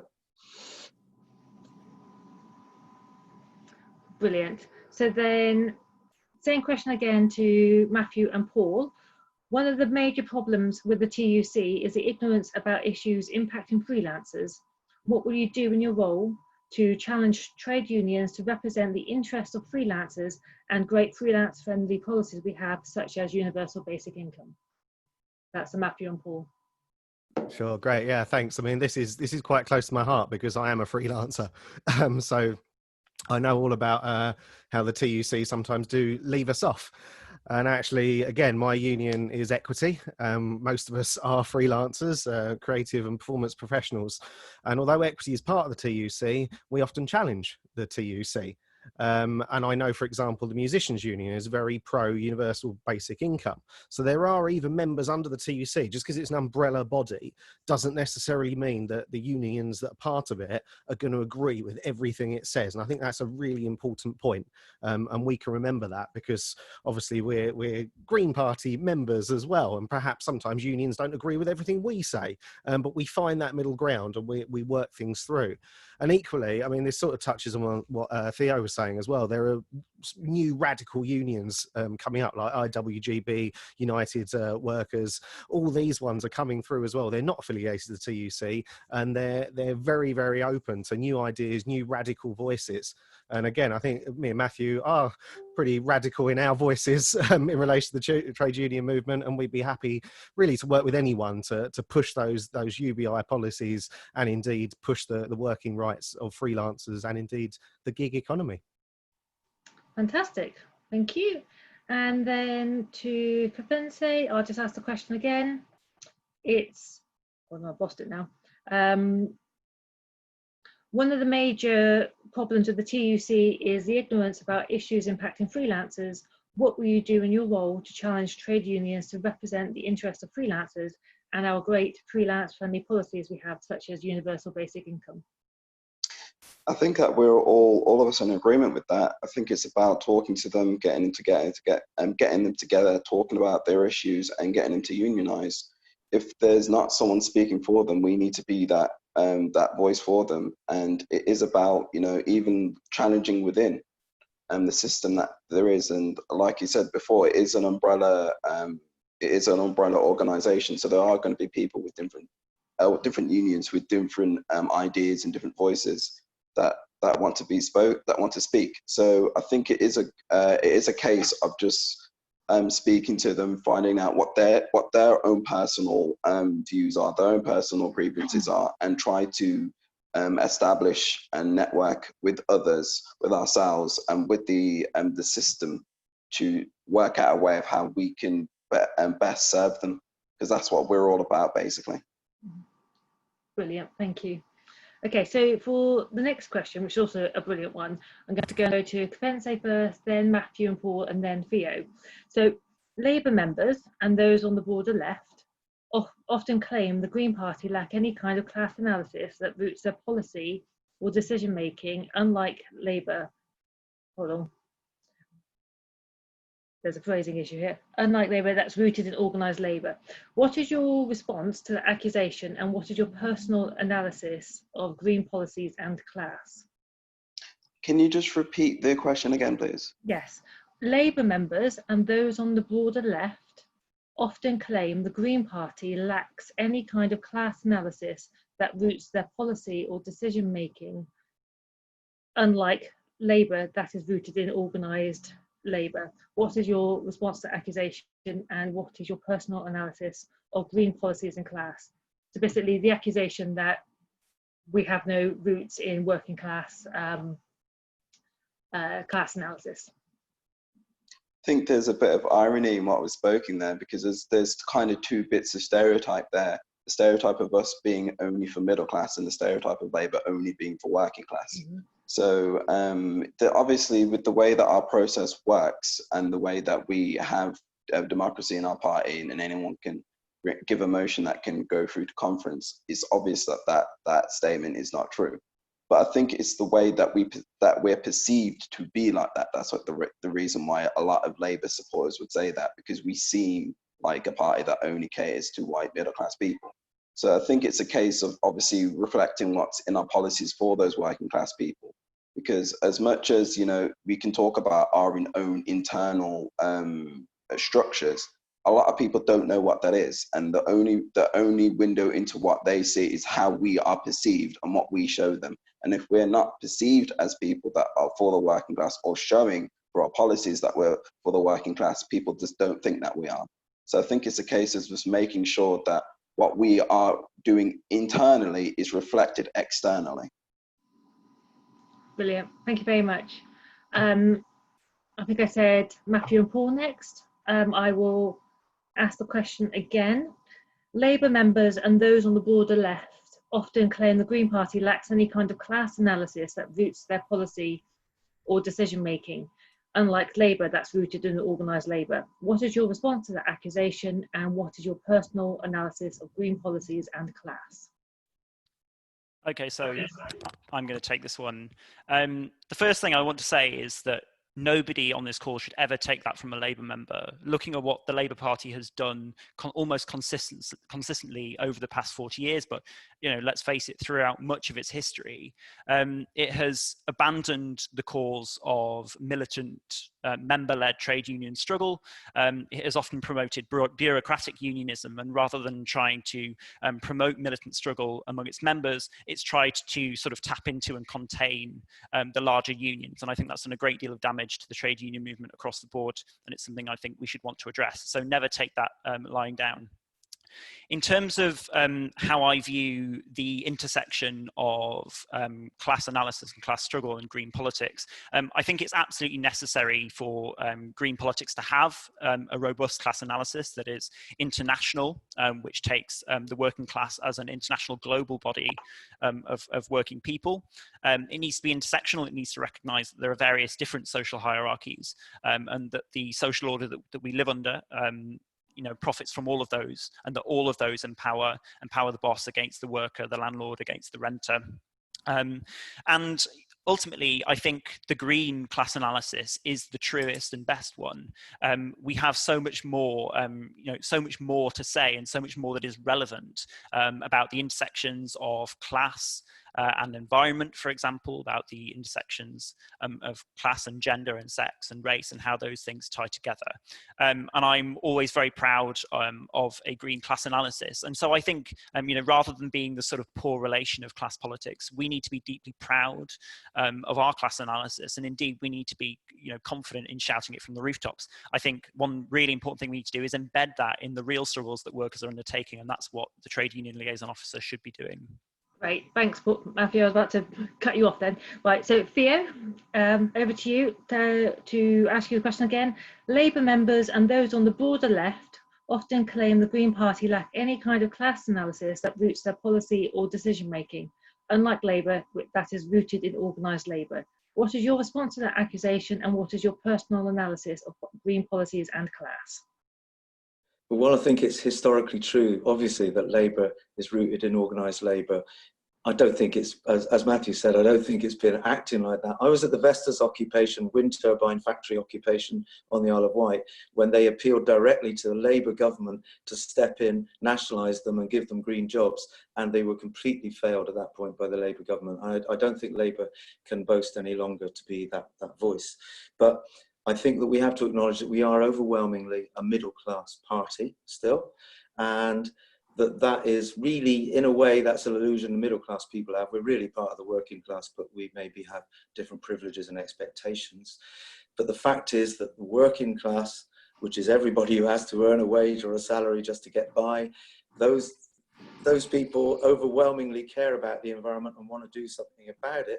But the problem is that the day-to-day needs of survival are a priority. And that is why union organisation and building a movement of solidarity with that is the way forward. We can take on the mantle, which was the original Labour movement founding thought with the Labour Party, of being the political voice of the working class, which wants to transform society and end these appalling oppressive conditions that we're all under, having to kill the planet every day just to earn a living. So I think we can turn to the working class and build that support, as long as we are prepared to be humble enough to go and fight alongside people where they're fighting. Brilliant, thank you very much. Right, I'm going to give you just 1 minute for this final question before we move on to closing statements. So the question is, have you done any work on building links between the Green Party and trade unions already? So we'll send that first to Matthew and Paul, who have a slight advantage on this as being the incumbent, but then we'll do Theo and then Kefentse. So have you done any work on building links between the Green Party and trade unions already? Paul and Matthew. I'm going to take this because I'm not the incumbent, and so I feel like it's actually more fair and equitable this way. I'm going to start by talking about some of the work that I've done over the past year as someone who hasn't been Chulo but thinks I could do a smashing job alongside Paul. As a member of the Young Greens Executive Committee, I helped to organise Greg Howard, the then chair of the IWGB's Couriers and Logistics branch, to come and speak to the Young Greens Convention. That was absolutely terrific. We've remained on good terms with them since. I'm also actively in contact with Alex Marshall, who's recently been on strike against the NHS contractor that he works for. I organised, as part of the Young Greens Political Education series, a series of video sort of like online talks, and one of those events was with United Voices of the World, the trade union, who actively organised predominantly migrant and people and workers of colour in generally outsourced work, and that was fantastic. I've maintained good relationships with them and their organisers and some of their members since. We hosted Unison's Eastern region at our Young Greens convention last year in Norwich, and I've done everything I can to promote the cause of trade unionism through the Young Greens. That's been my main political outlet for that. On top of that, because I don't think it's been mentioned, I'm also a workplace rep in Unite the Union in their charities and non-profit sector, and I'm also an active member, a founding member indeed, of the IWGB's charity workers branch as well. So I've been working really hard to build like really solid relationships with some of the most radical trade unionists, and that's even before I got started. Sorry, Matthew. Sorry. Thank you. Theo, same question to you. Yeah, well, before I joined the Green Party, because I've been campaigning on green issues for 3 decades, and before I joined the Green Party, as I say, I was a key ally for Vestas workers who were occupying their factory, because to me it was so important that we brought those two wings of the movement together, climate jobs and justice in the workplace. And sadly at that time the Green movement wasn't really able to come to their aid. I've also toured with steelworkers in California who were campaigning for an alliance at that time between environmentalists and workers' unions. I've always thought this is important. Part of me has always been a labour movement person, and part of me has always been a green person. On a practical level, I haven't had a national role, but what I've done is in my own area, I've always reached out to unions. I sit on the Trades Council. I'm a Trades Council delegate for Mendip Trades Council, and I'm seen very much as the unofficial green representative there. But what I did was, and this is the kind of thing I think we need to do as local green parties and the most important work, I reached out, when the firefighters came and told us what they were doing to keep their fire station open, I mobilised the Green Party district councillors and county councillors to send them messages of support and solidarity and say how much they appreciate what they were doing. And those are the kind of links which will pay in the future in terms of votes. Thank you. And then over to Kefentse. Unfortunately, I've not had the experience to do so. I'm very new at this. But I'm willing and ready to go with any sort of engagement in terms of trade unions, affiliations, and cooperatives, and anything of that nature. But I have been working within the Green Party since 2015 with, with LGBTQs, with the Greens of Colour, what I'm doing right now, and engaging as the membership officer with Birmingham. So just because I don't have the experience doesn't mean I'm not willing, doesn't mean I'm not able, and doesn't mean that I don't care. So that's what I have to say. Brilliant. Thank you very much. Okay, we'll just move on to closing statements now. I am going to put a timer on, so you're going to hear it go beep when time is up. So we'll go for Kefentse first, then Theo, and then Matthew and Paul. Okay. Closing statement, Kefentse. As you probably heard through this whole debate, I've not had a lot of experience. I've got none, to be fair. But I'm a person that is willing to do what it takes. I've seen what we're lacking in terms of what we could do as a party that for the trade unions, and I'm seeing that the potential that we can be. I'm willing to work with those trade unions and those affiliation groups and those cooperatives. I'm willing to engage and listen to and support them much further than we have been doing right now. So I feel like for those reasons, I should be the next trade union liaison officer. Thank you. Fabulous. Thank you, Kefentse. Right. Theo, you ready? Yeah. Go. What I want to do is identify trade union membership as it exists in the party now and find those activists and try and get a trade union liaison officer in every branch where it's possible so that we can create a green solidarity network for the union movement in the struggles which workers are going to be having up and down the country. But that's ground level so that we're connecting with the organised workplaces where we are or places where workers are in struggle for union recognition. And we're also recruiting within our own party and encouraging that so that we become part of a movement where we as workers can demand a just transition, can design that in our workplaces where we're the experts on what needs to change, and that we create a network of horizontal solidarity in our communities between workplaces and the broader community, which gives us the resilience so that whatever happens, whether we succeed or not in preventing catastrophic climate change, we have resilience in our communities based in the workplaces where people actually produce the stuff that we need to keep our lives going. Perfectly timed. Well done. Right.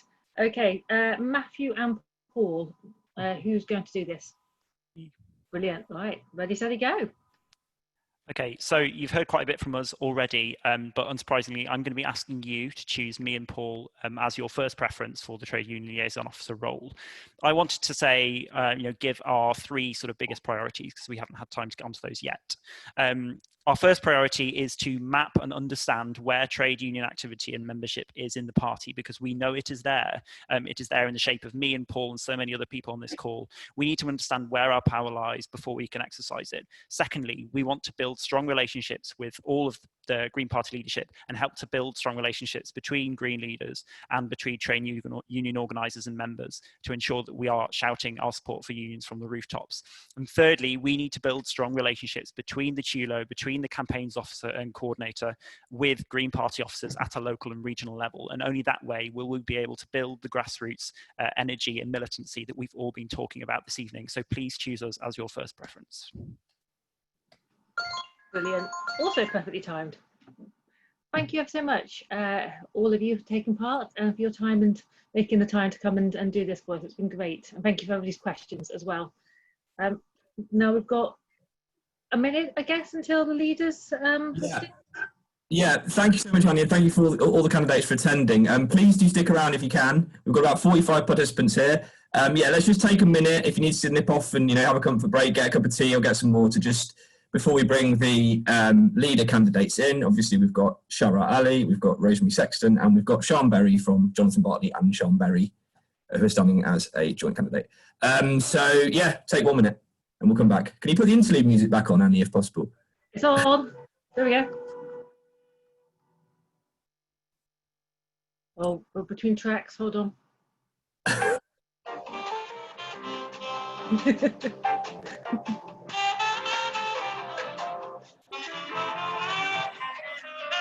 Ask that Sian, Shahrar and Rosie put their video on, please, in preparation. Wonderful.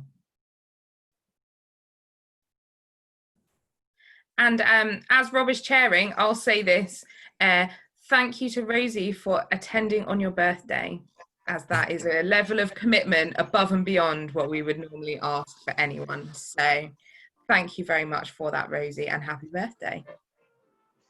Thank you. Shahrar, yeah, great, thanks. Hey, Rosie, nice one. We're going to start in 1 minute, okay? I should just say thank you so much for coming so late. I know that this is quite an arduous thing. If you watch straight from the beginning all the way through to the end, it's quite horrible. Selling it, Rob, selling it.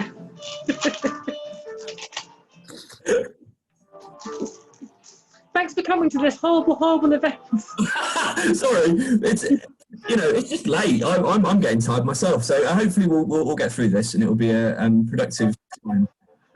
Let's see how many questions we get. That trade union hostings just now had so many questions that we just didn't get to all of them. So I know, and they were great questions as well.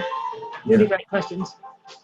They were indeed. Okay, I'm going to get started. We've got 46 participants. That's more than we've had at any stage this evening, I think. Good.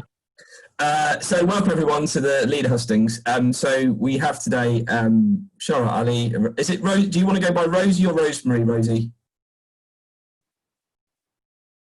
I couldn't hear you. Were muted. Sorry, I'll get better. I should have this down by now. Rosie. Rosie, thank you, Rosie. Okay, and we've got Sian Berry as well. So Sian's obviously standing as a job share with Jonathan Bartley. So we're going to start in a second with opening statements. Just to recap that we are going to sort of vary how long you get for each question, depending on how much time we think you need for each question. We've got some pre-selected questions, but we've also got we'll have ones coming in on the chat, and we probably already do. So they'll get fed to me, and then they'll choose them. So without further ado, I think we're going to start in this order. We're going to go Shahrar, Sian, and then Rosie. So Shahrar, are you ready for your 1 minute opening statement, please? Off you go. Thanks, Rob. Thanks to everybody for organising this. I feel as if I'm quite warmed up having listened to all the previous hustings. I don't really feel as if I've got a choice standing as leader. It feels like, as it does for many Greens, of necessity. We are living in extraordinary times on the precipice of a climate emergency where we are existentially at threat as a human race. And my problem is that I don't feel that the Green Party is speaking vocally, with confidence, unapologetically to articulate our green vision and root and branch change with the urgency that's required. I was a deputy leader 2014 to 2016, and I think it's time to step up to the plate and offer you a candidacy of leader of this party to ensure grassroots affirmative action to save future generations and non-human animals and other species from the devastation which we are going to wreak otherwise. Thank you, Shahrar. Okay, over to you, Sian, 1 minute. 1 minute. Thank you to the organisers. I'll praise your group when I haven't got a minute. I'm so proud of the last 22 months in the Green Party's history. I've had a feeling constantly of real genuine pride at the work of all the members, the councillors, the brilliant group of MEPs we had, the way we mustered together for the general election. I hope that pride comes across when I represent you. We're a family, and our goal, Jonathan and I, have always been to project the Green Party as a team. That's our approach to leadership. This Hustings is about the next 2 years, and our pitch and mission for this is 3 strategies to win change. Firstly, clear new messages. The clarity and consistency of Europe plus climate chaos saw us through 2019, but our new message has to be that only system change will work.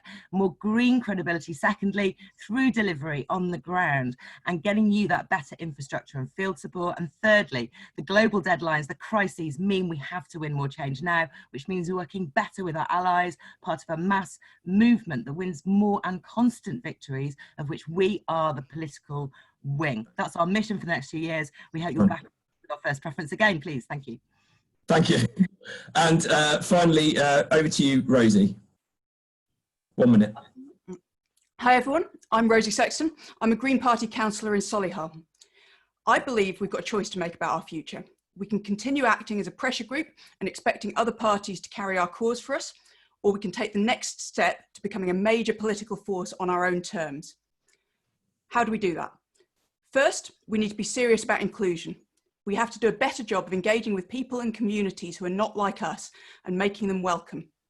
Secondly, we need to be serious about credibility. We have to convince voters that we can competently address the whole range of political issues, and our policies must be backed by experts and the scientific consensus. Finally, we need to prioritise winning elections. That will take serious focus and investment to develop evidence-led, data-driven strategies, and we need to start now. So if you're serious about inclusion, serious about credibility, serious about success, then make me your first choice for leader. Thank you very much, Rosie. So we've had a few pre-submitted questions, and the first one we're going to go with is one we've been asking for a lot of the candidates, and it's this question.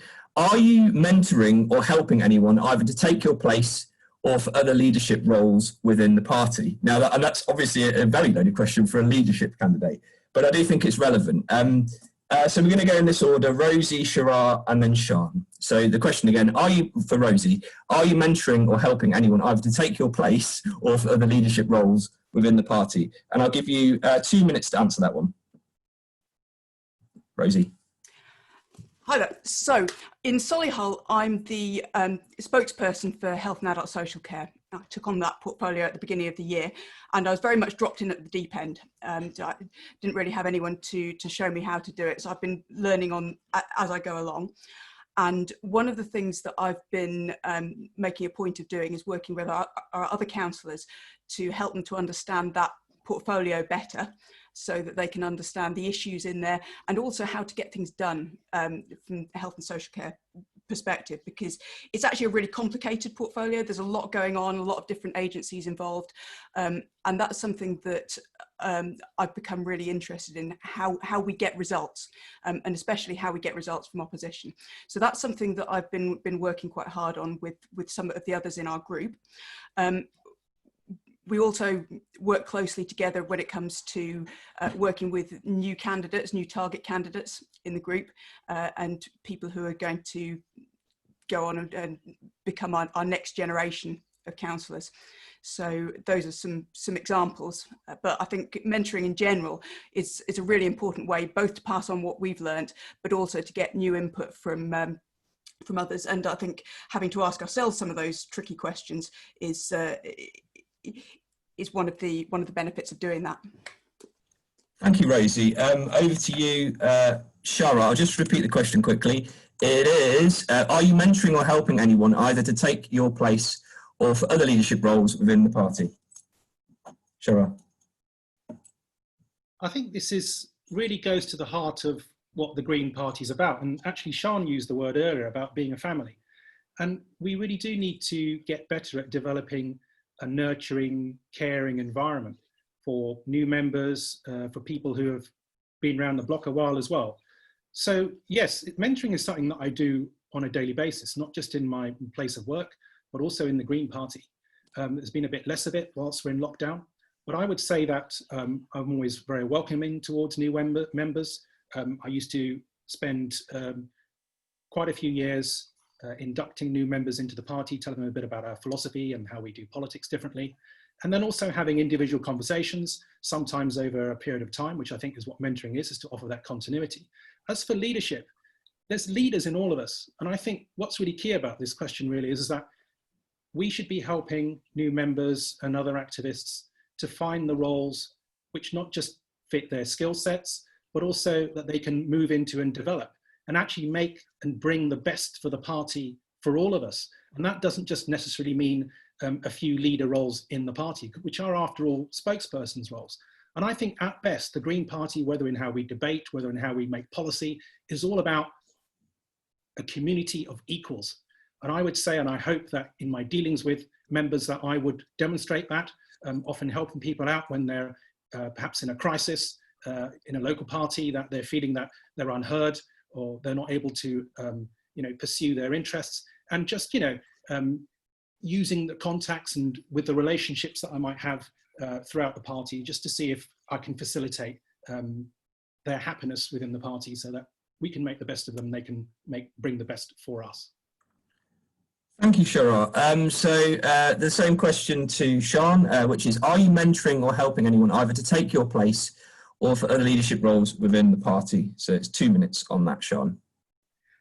Yes, I mean, I'm from the work I've done around youth work in London. I know just the difference it can make when somebody you look up to says to you and encourages you that you are great and you should progress and you should take my place in time. And I do informally, I do that quite a lot. There are people on this call who know, they've heard me say that. And part of my job is to go out to target wards and go on action days. And part of that, and I miss this with the Zoom version of the work that I'm doing at the moment, that when you're having a coffee with somebody, giving them that kind of mentoring talk of getting them to progress is very, very important. Formally, we've been training and supporting the development of a big cohort of assembly candidates in London. A lot of them know my secrets now for how to do things, and I'm encouraging them. Honestly, I'm preparing them to be my colleagues in the London Assembly.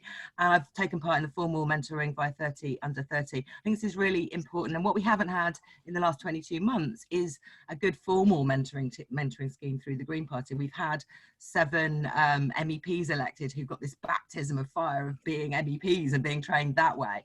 But I think one thing for the next 2 years will be to put in place something like the Generation Green scheme that was run before, that really talent spotted and pushed forwards people ready to be that next wave of Green MPs. And while we get on to future election strategies, we'll be talking about finding our next Brighton Pavilions, and we've got to find our next Caroline Lucases and train them up, give them the support they need to be confident in those roles as well. So yes, I think lots of mentoring needs to be done, and hopefully there are people out there who feel encouraged by me, and I'm a little disappointed more of you aren't standing against me at the moment.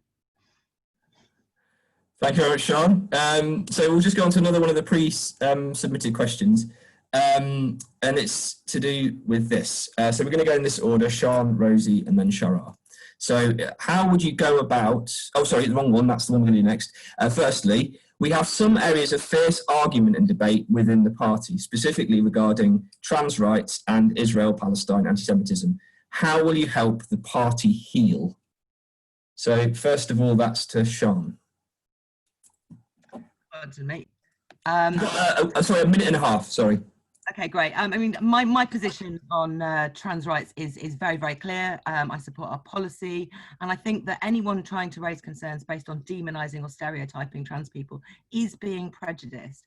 But I think one of the ways that we need to improve the way that we argue is to make sure that we respect everyone's human rights, and that includes people who are being awful. I think it's really important we remember those are people too, and often they're coming at prejudices from a position of fear, and I think it's very important that we try and improve the quality of the arguing that goes on within the Green Party. And this is the point at which I can praise the amazing group, because the group on Facebook is genuinely a warm bath of that part of the code of conduct which says think the best of each other, and I know that that's incredible hard work on behalf of the admins to keep it that way. And I think the party as a whole has quite a lot to learn from how we can disagree and challenge, and this is a challenging space for me to be in, lots of people disagreeing with me, but in a way that's really constructive. And I think potentially we should get you to run conference, and there's a lot we can learn about how having clear guidelines and people making sure that people stick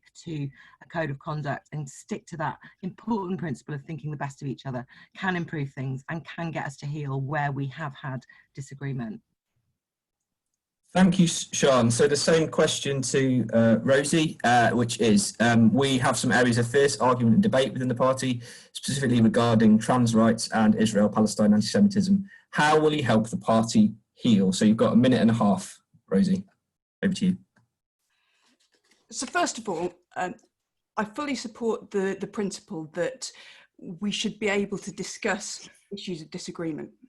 However, I think it's really important that we don't do that in a way where some of our members are put in a position where they feel that they have to argue for their right to exist or their right to be in public, or to justify who they are.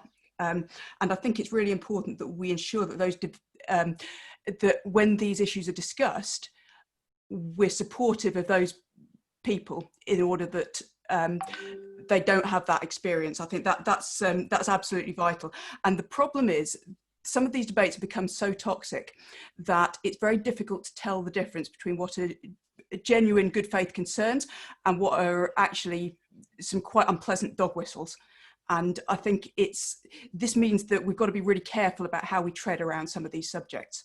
I think there are professionals who look into how we do these things. I mean, I would fully support looking at some kind of restorative justice, reconciliation commission type process to address some of these issues. And I'm a big believer in getting the professionals in when it comes to things like that, because I don't think it's something that you can make up as you go along. So especially where there are deep-seated resentments that have been building and going on for some time. Again, thank you, Rosie. Thanks. Yeah. Sorry. And just to go on to Shahrar, the question is, we have some areas of fierce argument and debate within the party, specifically regarding trans rights and Israel, Palestine and anti-Semitism. How will you help the party to heal? You've got a minute and a half. Well, I've been a member for 18 years, very active during that time. And I'm sorry to say that I've seen a decline in the standard of conduct and the ability to debate fairly, equitably and charitably. So taking the issue that you've mentioned of trans rights, I support trans rights, I always have, and I also support women's rights. And it's deeply disappointing to me that we see a clash of opinion there.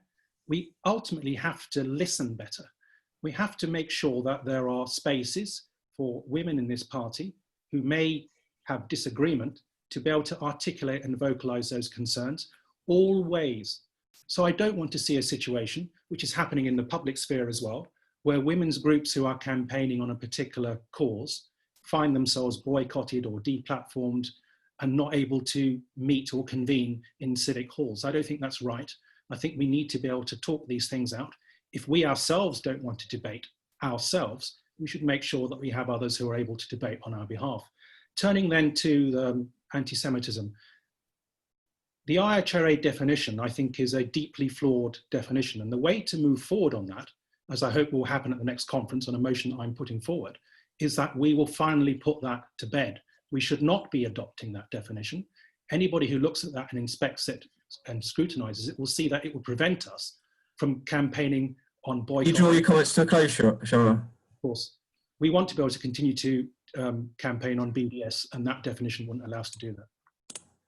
Thank you. We're now going to go on to the final pre-selected question, pre-submitted question, in the order of Shahrar, Sian, and then Rosie. And the question is, how would you go about increasing the racial diversity of your membership and activists, our membership and activists, and how would you rank this among your competing priorities? And again, I'm going to give you a minute and a half to answer this question. So coming to Shahrar first. This is something which is deep in my heart and in my priorities, because it's got way beyond embarrassment, hasn't it? As deputy leader in 2014, as the first BME deputy of a UK parliamentary party, I asked the conference, and you can see the video, look around this room, and we're not representing the society that we purport to serve. And if you look at, and I've looked at earlier today, Association of Green Councillors, a wonderful, up to 600, however you count them, councillors, and again, not a very diverse set of people. And that isn't to denigrate the hard work of us as Greens, but it is to say that we need to reach out and be so much better. As deputy leader, I launched the first BME manifesto because so many of our policies and politics are directly relevant to the lives of those marginalised communities. As deputy leader as well, I increasingly saw people coming out through the woodwork, so to speak, within the Green Party to say, as a kind of a role model, we really look to you, can you help us in these spots? Externally as well, I think as a leader, if I was the first BME leader of this party, I'd be proud to go out and it would add weight to our cause and add credibility. I'm already speaking to BME groups, Uprising, for example. I launched the Environmental Leadership Campaign there. So there are many groups, many societies who are most at the sharp end, whether they're families, relatives, or places they've come from, of the climate emergency. We need to be reaching out and speaking to them more voluminously. It would be a very high priority for me as your first BME leader of a UK parliamentary party. Thank you very much. And can we then go on to Sian? And just to remind you of the question, how do you go about increasing the racial diversity of your membership and activists, our membership and activists, and how would you rank this among your competing priorities? So a minute and a half, Sian. I think it has to be a really enormous priority for the next 2 years. Shahra's right, we haven't made the progress that we should have done in our membership, in attracting more people of colour into the party. And I don't think we've done enough to develop so far the talent that we really have across the party. And we have areas that do miles better than others, and we should be looking to learn from those. So I think in Sheffield, in the West Midlands, and also in London, we have done much better at getting people involved and working on issues that actually relate to people's daily lives and giving people a voice. I mean, certainly my work on estate regeneration and youth services, I think has really struck a chord, and genuinely people come up to me in the street and go, nice one, and that's really good. But that is by chance. It isn't being done as a systematic way through the party. And I think we do need to take a really close look at developing more programmes. We have the Dayakan Nazaribe Fund, which is unspent currently, and we've got to make sure that goes into a proper development programme for candidates and members and all of those kinds of things. But also I think we need to keep working on those issues and keep learning and keep speaking and putting forwards a wider range of people. We need to show the country that we have different voices and different faces than they might expect, and that is part of the job of projecting ourselves as a team in the future. Thank you very much. And the same question for Rosie. So the question is, how would you go about increasing the racial diversity of your membership and activists, and how would you rank this among your competing priorities? So a minute and a half on that one. So I think this is something we actually do really well in Solihull. In Solihull, we've got a third of all the BME councillors in the country. We have Shaheen Ashraf, who's done some brilliant global advocacy work, and I'm proud to have her as a colleague. But we've achieved this. We haven't gone about it by looking for BME candidates or BME members and taking a checkbox approach to diversity or a quota approach.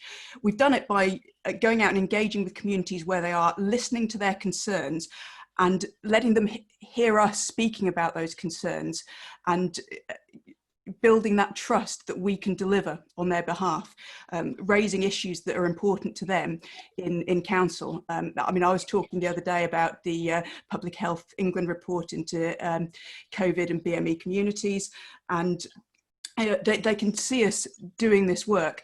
And I think that is what will bring people towards us, not deliberately going out to look to make the party more diverse, but by looking to communicate with those communities and to act on their interests.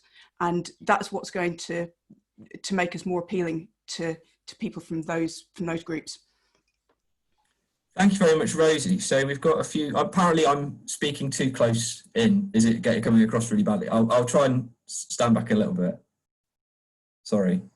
Okay, so we have now got another question that's coming on the chat. Let me just find that. Oh no, it's disappeared. So the next question, and we're going to go in the order Rosie, Shahrar, and Sian. And this question is, when the Green Movement forms a large, durable social coalition with the power to transform our society for people and planet, who will that coalition comprise? What will that winning coalition of people look like? So it's quite a long question. Over to you, Rosie. You've got 2 minutes for this one. I'm trying to understand where the question is going, actually. The way I look at this is we need to have everyone who shares our values and our priorities on board with us. And the way I see that is it's not so much about looking at individual groups as going out and spreading our message as widely as we can and communicating it in a way that resonates with the people around us, whoever they may be. So I'm not sure it's a case of saying, right, well, we want these particular groups on our side. I think there seems to be some stereotypes as to the kind of people who are likely to vote Green. And I think part of the problem is that we focus in on those groups and we forget that actually our values and principles are shared much more widely across society. There are lots of people who share a lot of those ideas. It's just about communicating that in a way that they can identify with. I mean, as I say, I speak to people on the doorstep who may be Labour voters, Lib Dem voters, Conservative voters. And again, it's often surprising why people vote the way they do. And we make stereotypes about the kind of priorities people might have. But when we talk about values and principles, then there's often an awful lot of common ground. So for me, it's about trying to put as broad an appeal on that as possible, rather than narrowing our focus to particular groups. Thank you very much, Rosie. And we're now going to ask the same question of Shahrar. And the question is, sorry, I need to find it again. But basically, it's when the Green Movement forms a large, durable social coalition with the power to transform our society for people and planet, who will that coalition comprise? What will that willing coalition of people look like? So that's a fantastic question, actually, and it really does go to the heart of what green politics is about. Because at the end of the day, and you can check our constitution if you like, we are not simply about electoral politics. We are a campaigning organisation. That's partly because elections are, whatever else they're good for, wielding power in the chamber, they're also a means to an end. And we need to see radical transformation of our society, nationally and internationally. So what do those coalitions consist of? They consist of the people. They consist of the 99% asserting themselves, not a protest, but a demand, to say of the 1%, we want our planet back. We want our social justice back. So I have much experience in dealing with non-party political organizations, but political campaigns. Only the other day, I was campaigning alongside Extinction Rebellion as a founder signatory of them, with women of color, with organizations who were trying to highlight the obscene manufacture and export of arms to actually suppress protest around the world, US and China, rubber bullets, CS gas. So what does that coalition look like? It's everybody. It's the 99%. It's all those people who want a better life for themselves, for their immediate family, their loved ones, the generation that they live in, and the generation to come. I've got 20 seconds left. Yeah. So finally, what that coalition doesn't look like are the missteps and misdirected energy and the green political capital, which you activists have built up decade upon decade. We do not squander that. in Progressive Alliances 2017, Unite to Remain Lib Dem packs in 2019. Absolute disaster. We went from 1.1 million votes in 2015 when I was part of the leadership team and 130 odd deposits saved to 31 deposits saved in 2019 general election. I do not regard that as a success story. Thank you, Shahrar. And the question again for, who are we going to, Sian, is when the Green movement forms a large, durable social coalition with the power to transform our society for people and planet, who will that coalition comprise? What will that willing coalition of people look like? So you've got 2 minutes. I think that question really speaks to the part of our mission that's in our pitch about building this mass movement. And I agreed with a lot of what Shahrar said just then, up to a point, about the idea that we are poised now for the next big mass movement to start to coalesce. There are points of light and things that you can see in the youth strikes, in the big climate movements. They've been in the Black Lives Matter protests, which are people power surging up again, and they are just points of light, and they need to coalesce into, and this is very cheesy, a constellation that points the way to where we're going. But I think we are well placed as Greens to be the political wing of that next movement, and we almost were in 2015. You know, Natalie and Shahrar, their leadership, it led to the Green Party being seen by a much wider range of issues, and for people to start seeing us as somebody who really had the answers for how to run the system differently. And then somehow it became Corbynism and focused on one person's personality, which is absolutely the wrong thing. And I think in how we do politics and the things we talk about, we are really poised now to be at the forefront of that next movement, and that's what we have to put in place within the party: the infrastructure, the training, the credibility, the building up of councillors on the ground, so that people can see Greens being effective, so that we can be the recipients of the next wave. And I think it is an active process. It means literally going out and working better with our allies across the board in a much more systematic way, running campaigns in every council area as well as at the top, and being much sort of cleverer about how we work as campaigners outside of election time. And this is not different to what's in the Target to Win manual, which says go and campaign and get things fixed and save the green space and do all of that. But we're not doing it at a national level yet. And this is something we absolutely must do in addition to our election winning stuff. This is my real, honestly, I could talk about this all night. Can we just have this? Thank you. Okay. Right, we're going to go on to our next question. We're going to put a sort of very, very fairly obvious question now, I think. So it's a simple question. What's your position on electoral alliances, electoral pacts, and working with other parties? And we're going to go Sian, Rosie, and Shahrar. So you've got 2 minutes, Sian. I think I've heard the criticisms, and I do see them on the group quite a lot as well. I think it's really important that you don't have one position on this. Every single election is different, and only bad generals fight past battles. We have to have a robust strategy in place for how we tackle the next election. And what's really changed since 2015 is, in 2015 we were literally the only party on the left. There was an enormous amount of political space for us, and there wasn't a big culture of encouraging people to tactically vote. The squeeze was not as fierce as it has been now.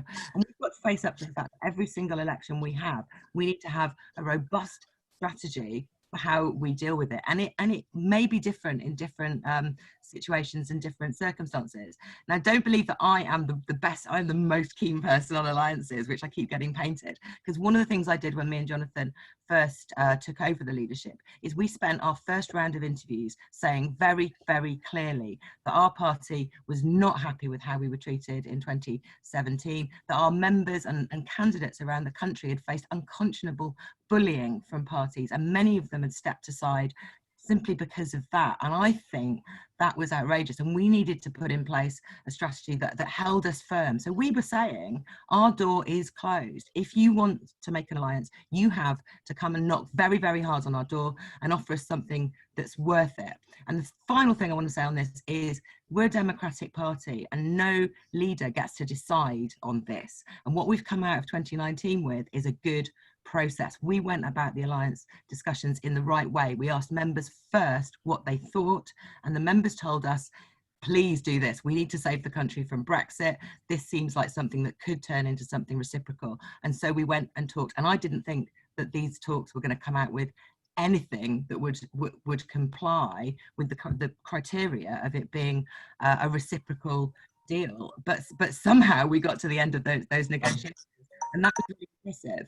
And then at the final stage, every single decision, GPRC made a decision. No leader can say what the party will do because the party decides this, and every single election is different. Thank you. We're going to ask the same question of Rosie. So what's your position on electoral alliances, electoral pacts and working with other parties? So you've got 2 minutes. So I understand the reasons we went into the Unite to Remain deal, and for honesty, I did support it at the time. I thought that knowing what we did then, we needed to try to make that work. We didn't know that there was no chance that we were going to end up with a hung parliament. In hindsight, I think it was a mistake. So knowing what we know now, and I think it highlighted a few things that are important. One is that votes are not trading cards that can be swapped between parties, and voters actually resent efforts to do that. So I think there is a cost in political capital and in trust when you try to do that. Also, that we cannot continue expecting other parties to carry our cause for us because we can't expect them to hold up their end of the bargain. And Labour in particular are not our friends. They don't play nicely with other parties. And for anyone who's worked with a local Labour Party, they will stab you in the back as soon as look at you. I'm going to be perfectly blunt on that. So I think we need to be really, really, really cautious about doing anything like that in future. I wouldn't say never, but I would say only under exceptionally restricted conditions, which would have to include a reciprocal arrangement, and it would have to include a cast iron guarantee of PR in the manifesto. And I don't see any realistic possibility that that's going to happen. So actually, I'm going to say we shouldn't be doing this. We should be looking to gain political power and wield political power on our own terms. And I think that's where our focus needs to be in the future. Thank you, Rosie. So let's go to Shahrar, and the question, just to remind you, is what's your position on electoral alliances, electoral pacts and working with other parties? 2 minutes. Well, this is kind of the question for the moment in the Green Party, and it's one of the reasons that I'm standing, because there are many activists and members who are right now extremely demotivated, frustrated, who feel that the party is undermining our ability to project ourselves electorally, to educate every time that we stand. It isn't just about votes in the ballot box, it's about promoting our vision and facilitating that sea change. So let's be clear. I was against the 2017 Progressive Alliance. I voted against it at conference. I believe Sian voted for it. I think she's understating the influence that she has as a person named leader in terms of steering the ship, in terms of putting things on the agenda, as she did with the 2019 Lib Dem Pact. It was on the agenda, it was voted on, she promoted it, as did the co-leader, Jonathan Bartley. He was a direct benefactor of a Lib Dem Pact in his seat in 2019. That doesn't mean that he individually benefited from it, as he seemed to imply on Saturday. He politically benefited from it for his party. And I would say that that political judgment was bad. Rosie's also said, with the benefit of hindsight, well, I would say hindsight was already there after 2017. And 2 years later, to try the very same thing, variations on the theme, I think was unforgivable. We should be firmly, squarely projecting our green radical vision. We are the only game in town. Let's stop underselling ourselves. Let's have the confidence. And I, as your primary spokesperson for the party, would have that confidence and would say, we don't want to get into coalition with the Lib Dem fibbers who were in coalition with the government. We do not want to get into coalition with Labour, who are not strong enough on the environment. We are the only game in town. We need to push that. And I would say very clearly, if you elect me for 2 years, I will not be proposing that. I will be building the party and making it sure that we are ambitious for ourselves and for the sake of future generations. Thank you, Shahrar. I do appreciate that you've all just had to speak for 2 minutes on something that's incredibly complex but we do have a lot of questions to get through, and I'd quite like to carry on with the further questions. And there will be other hustings, so I'm sure that members will ask you questions about that in other hustings. It's really difficult, but we have only got 20 minutes. We've got loads of really good questions to get through. And the next question, which will go in the order, Shahrar, Sian, and then Rosie, will be looking at the recent green wins in Europe. What can we learn from them? So presumably talking about getting 7 MEPs elected. So first of all, you'll have 2 minutes on this one, and we will go with Shahrar first. Just to say, firstly, it was a phenomenal experience being in the Green Party, to see all those wins, Majid, Gina. This was absolutely phenomenal. It was really wonderful to see that. And that's what being green is about. It's about standing. I believe that the main reason for those wins was that we were standing on a green ticket. And we are through and through internationalists. And when we do well in electoral politics, it's because we are projecting that vision, and we are unashamedly saying we are not just standing up for the rights of the people in this country for a better life, but also for the rights of our European partners. And for sure, there was also a dynamic there with respect to Brexit. I believe that we were rightly, justifiably seen as the party who was going to preserve that arrangement, despite all the flaws of the European Parliament. We needed to be in there around the table in order to prove its worth. It was a very sad night for me when we lost the referendum in 2016. I was there with Jean Lambert, and we were pretty much crying over it. It was a very sad moment as somebody who's worked in the European Parliament on green issues. It was one of the main reasons I joined the party, to see how effective we were in preserving our food security, in ensuring that GMs weren't infiltrating the market, through a neoliberal economic model.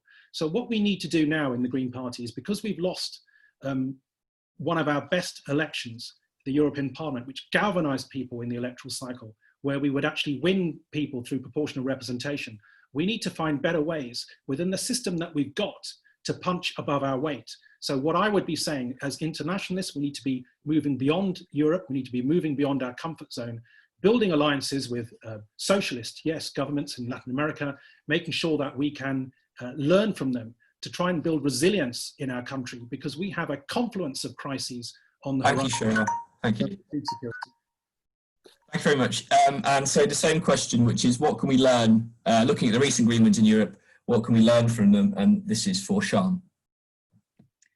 Yeah, so I mean, the European elections last year were really amazing, and I think, you know, we got praise afterwards for the simplicity and clarity of what we were saying. We run on yes to Europe, no to climate chaos, and it was one of those elections where every vote counts. So there was no squeeze possible. We were able to just stand. They did try to organise. I mean, even in that election, they tried to organise tactical voting sites. But anyway, we withstood that, and we did fantastically well. I was so proud to be welcoming all those MEPs in. But one of the things that happened in that election was we did work across Europe. There was a European Green Party campaign, and I think we did have a lot of messaging that came from Europe and involved Europeans. And I think possibly part of the success was that the character of the election itself, from the point of view of fighting it in the UK, was that it was internationalist in character, and that's a plus in itself. And I think there's more can be learned about that from for future elections as well. In terms of other Green parties around Europe, a lot of them benefit from having a better election system.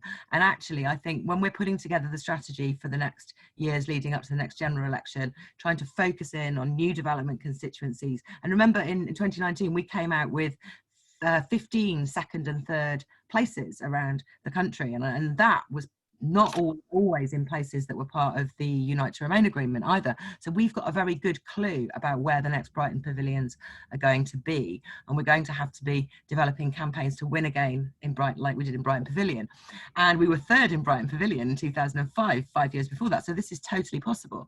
And what we did there up to 2010 was learn from the Australian Greens, who just won their first election in what is very close to a first past the post system. And so we're going to be continuing to talk to the Canadian Greens and the Australian Greens about how they're faring under their systems and what tactics they've used that have worked. And I think that's important, as well as Sure. work with our Green parties in Europe as well, who were just basically amazing. Thank you, Sean. The next, sorry, the same question again to Rosie. So what can we learn from our Green wins? 2 minutes. So the key point, I think, here for me is what Sian touched on at the end of her answer there, in that I think that it's a very, very different set of constraints when you're fighting an election under PR compared to when you're fighting under first past the post. And we can't underestimate the effect of that, because under first past the post, we know that the majority of voters will vote for, out of the top, the two candidates that can win, usually, they'll vote for the least bad of those options. Now, under a PR system, Green parties have been able to own their niche. So they've got their 15% of the vote, and they can really speak strongly to that 15%. To have success under, I mean, if we were to do a similar thing to 15% of the vote, we'd end up with no seats. So what we have to do is to be able to have a much wider appeal. And we have to be able to do that. We have to look at the data and the evidence for where we're targeting. And we also have to be able to speak to people where they are and bring them with us, because we know that we need to have a majority in those constituencies that we're targeting. So we need to look at this a little bit differently, and we've got to take a very strategic approach. So I think strategy, resourcing for election campaigns, but also on the messaging, we need to look at that inclusivity and the credibility piece in order to broaden our appeal and to make sure that we can bring people with us, and we make sure that we're getting that majority rather than just that 5, 10 or 15%. Thank you, Rosie. Okay, so we're now going to move on to the next round of questions. I think this might be the penultimate round of questions. Then we'll have another, so I'll have this question, another question, and then a statement to sum up from each of you for a minute. This question, I'm going to give you a minute and a half. We're going to go in the order Rosie, Shahrar, and Sian. And it's a two-part question. And it starts, what do you see the role of the leader being mostly about? And why do you want to do this job? So what do you see the role of the leader being mostly about? And why do you want to do this job? So a minute and a half for Rosie. Yeah, a minute and a half for Rosie. Off you go. I think the role of the leader is about leading conversations and bringing people together and communicating. So politics in general, it's about bringing together values with technical know-how and capabilities and working those together into a set of policies and solutions. And then it's about the messaging piece. So communicating with people. I think within the Green Party, we need to do a lot of listening. One of the things I don't see us being very good at is listening to criticism, both from within and from without the party. So people who share our values and who would really like to vote Green, but feel they can't because, and there's a long list of reasons, some of which I hear really, really often when I talk to people about this. So I would like to see us being much better at doing not just the outgoing communication and the messaging, but also the incoming communication and listening to all of those voices. And that goes for our internal groups as well. So listening to the different regions. We've got a lot of talent in our party and a lot of ability. And I don't think it's necessarily always channeled as effectively as it can be. There's our liberation and interest groups who I hear a lot from them that they would like to have more input and to feel that they're being listened to, and sometimes they aren't. So for me, communication is a two-way street, and it's as important that we have as much going in each direction, and that's something that I would like to bring to the party. The reason I would like to do the job, I think I can... Oh, no, that was your minute. Right. I'm really sorry. Okay.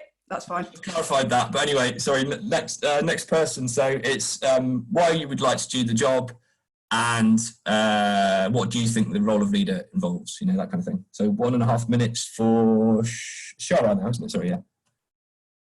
What is the role of a leader? Well, we're unlike the other political parties. We do politics differently, and there was a big debate actually some years ago to actually institute the very idea of a leader. And it was very clear then, and I was on the side of saying they should be empowering leaders. And I firmly believe that green politics and the way we need to transform society is to encourage that form of leadership from within all of us. So what I would be doing as your primary spokesperson is to articulate the vision of the Green Party, as well as how we do politics, and to actually lead by example, so to speak. So I would be visiting the regions, visiting the local parties, making sure that I'm there as a motivator as well. I hope to help galvanize us as one amongst equals on GPEX into mobilizing the party to build a better world. So why is it that do I think that I'm fit for this job? Well, as I hope I alluded to earlier, I don't believe that we're being bold enough in the way that we articulate our values and vision publicly. And I want to see a step change in how we do that. We can hear excuses about, well, we weren't asked about the economy. We will have our opportunity on primetime TV or elsewhere, and we need to make the case. We need to go in there as media performers for sure, and make sure we get our key messages across. I've got extensive experience, not just as deputy leader in the 2015 general election, but since then. Thank you, Shahrar. Sorry, you run out of time. Only a minute and a half that one. Okay, and finally, Sian, so the question is, what do you see the role of the leader being mostly about, and why do you want to do this job? So a minute and a half. A minute and a half. Well, fundamentally, I mean, a leader is someone you want to follow. So people are going to be asking the question of the leaders of the party and of the party as a whole, why should I follow you? And the answer always has to be that we know where we're going, and it's somewhere inspiring that we all want to be. And I think that is the ultimate challenge of being the co-leader, the leader of the party here, is to make sure that we're inspiring people and showing that we know where we're going. And I think that's really, really important. And I think the thing I said at the beginning about having this new message around the fact that only system change will do. The door is open to that more holistic message. A lot of our messaging in the past has been very piecemeal. We've had, lists of things. And I think we absolutely need to say, look, we need to change the whole system. It is possible. Here's how we do it. And I was really proud with the general election to be able to present those 10 bills. Those were 10 bills within the first 2 years that would have absolutely transformed the country. And they involved really radical concepts like UBI and completely changing the welfare system, the Green New Deal, the climate emergency, all of that was in those 10 bills. And I think that's really what we can do. Now, the other whole part of the job is governance and decisions and prioritising. And that is the really hard bit, because we have collective governance and we're not top down, and we all love things to be more coordinated, but local parties, they decide what they want to do. We have to inspire them into doing that and give them tools to do that. And we are really making progress on that in the Green Party office at the moment. And I think local parties see that too. But that's the hard bit. The easy bit is having good things to say, because Greens always have good things. Thank you. I'm really sorry that was only a minute and a half. It feels really cruel, but we are where we are. We've got a chance for one more question, which if you ever watch Question Time is like the sort of question at the end. But it is a really important question, actually. And we're going to sort of add a little bit onto this one. So it's a two-part question. And the question is, what do you appreciate about the other candidates who are standing for this position?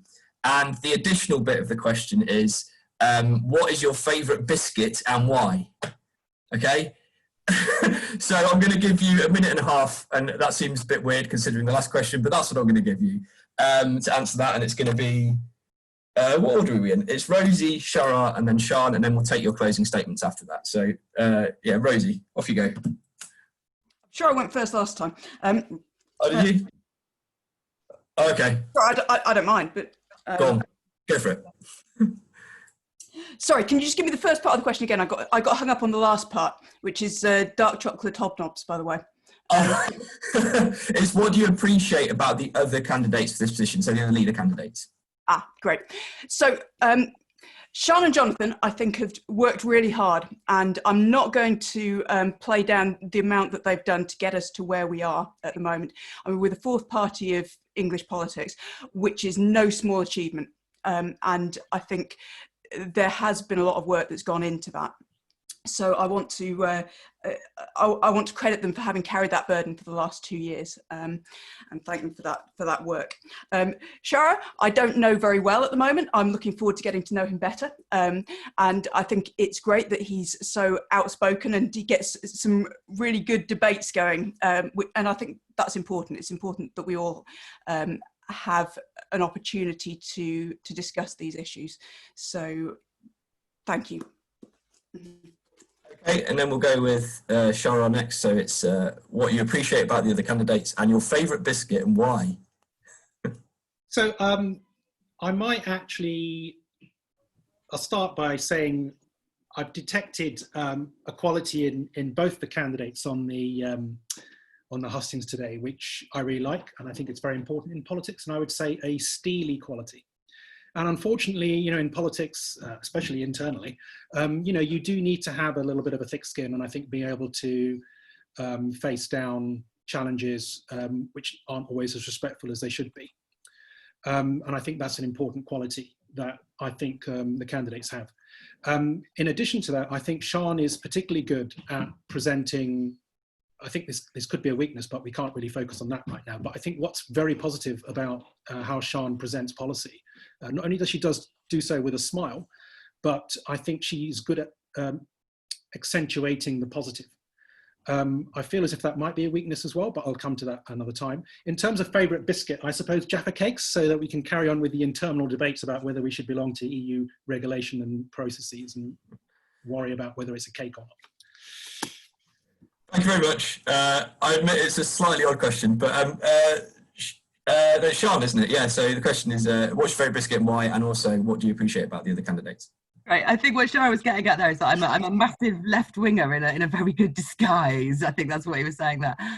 So Rosie, Rosie, absolutely amazing that you're standing. I was so worried and running around trying to encourage people to stand. I didn't ring you, which is really annoying because but I'm so pleased to see you standing. And you're incredibly impressive. And I met you when you were a target candidate, and I was impressed with you then. And this is great and brilliant, but please don't win. Shahrar, I have to say, like, the thing, me and Shahrar, we disagree on an awful lot, but we are like this on policing, and he really, really absolutely gets and articulates better than me the need for policing by consent and true principles behind justice and criminal justice, and he's incredibly good on that, and I absolutely love it. And we'll get you on the assembly. We've got an extra year to get to that 20%. And then also the final thing was malted milks, obviously. Just obviously, is there not a reason why? Or? The other answer is wrong.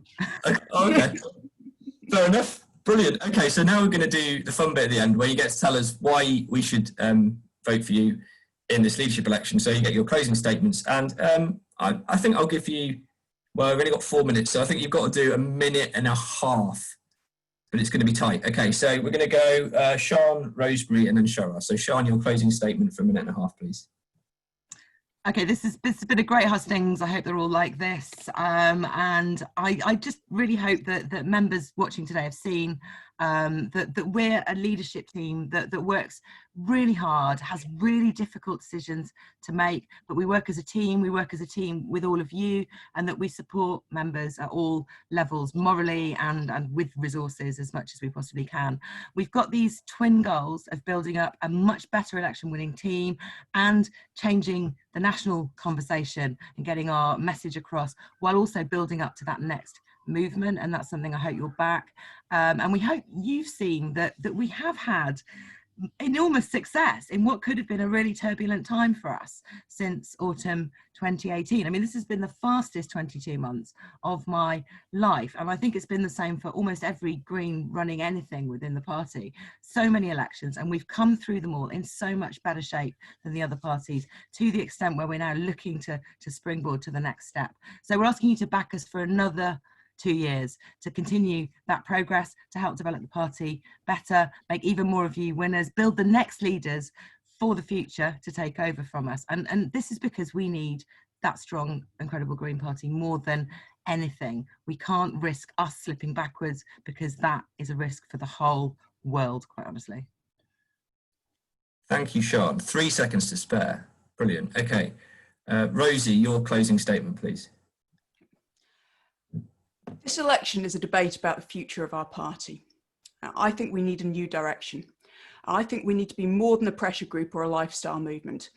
Those exist elsewhere and they do some really important work, but that's not who we are.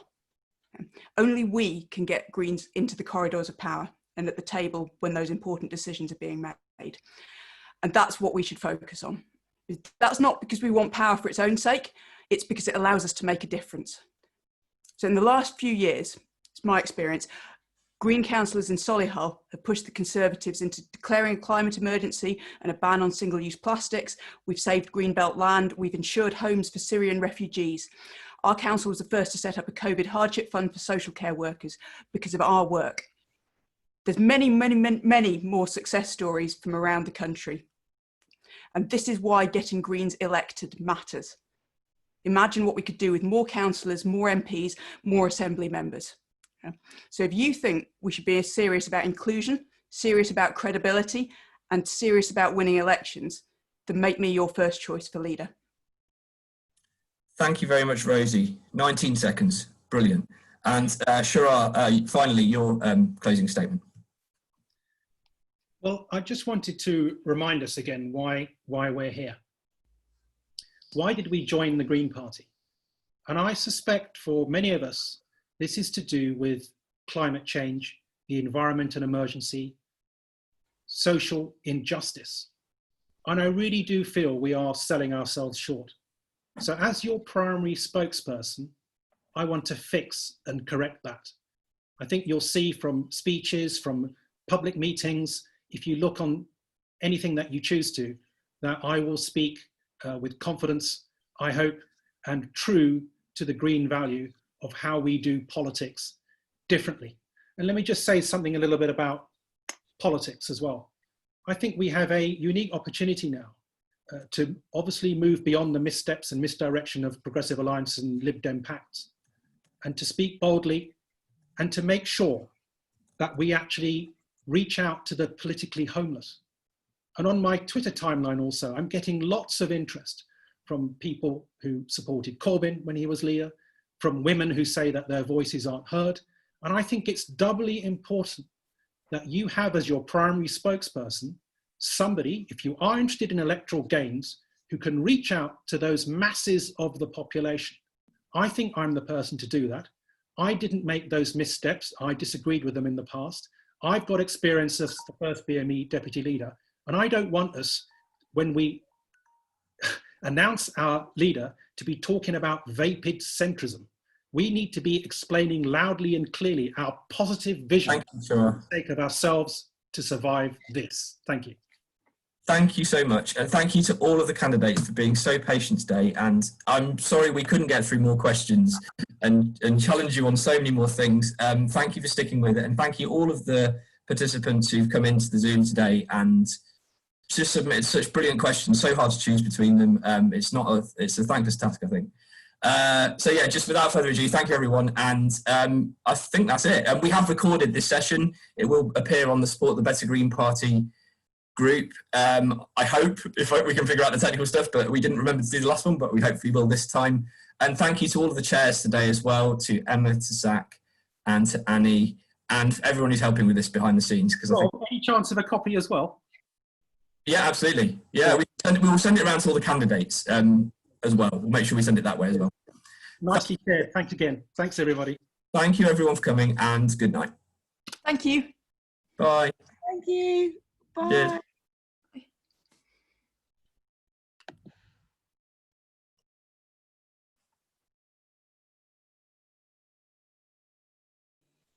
Well done, Rob.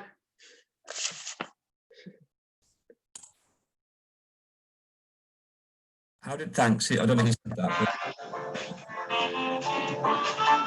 Put a little hold music to finish. That went really well. Well done, all of you. That was really good. Thanks. Thank you. 3 hours, eh?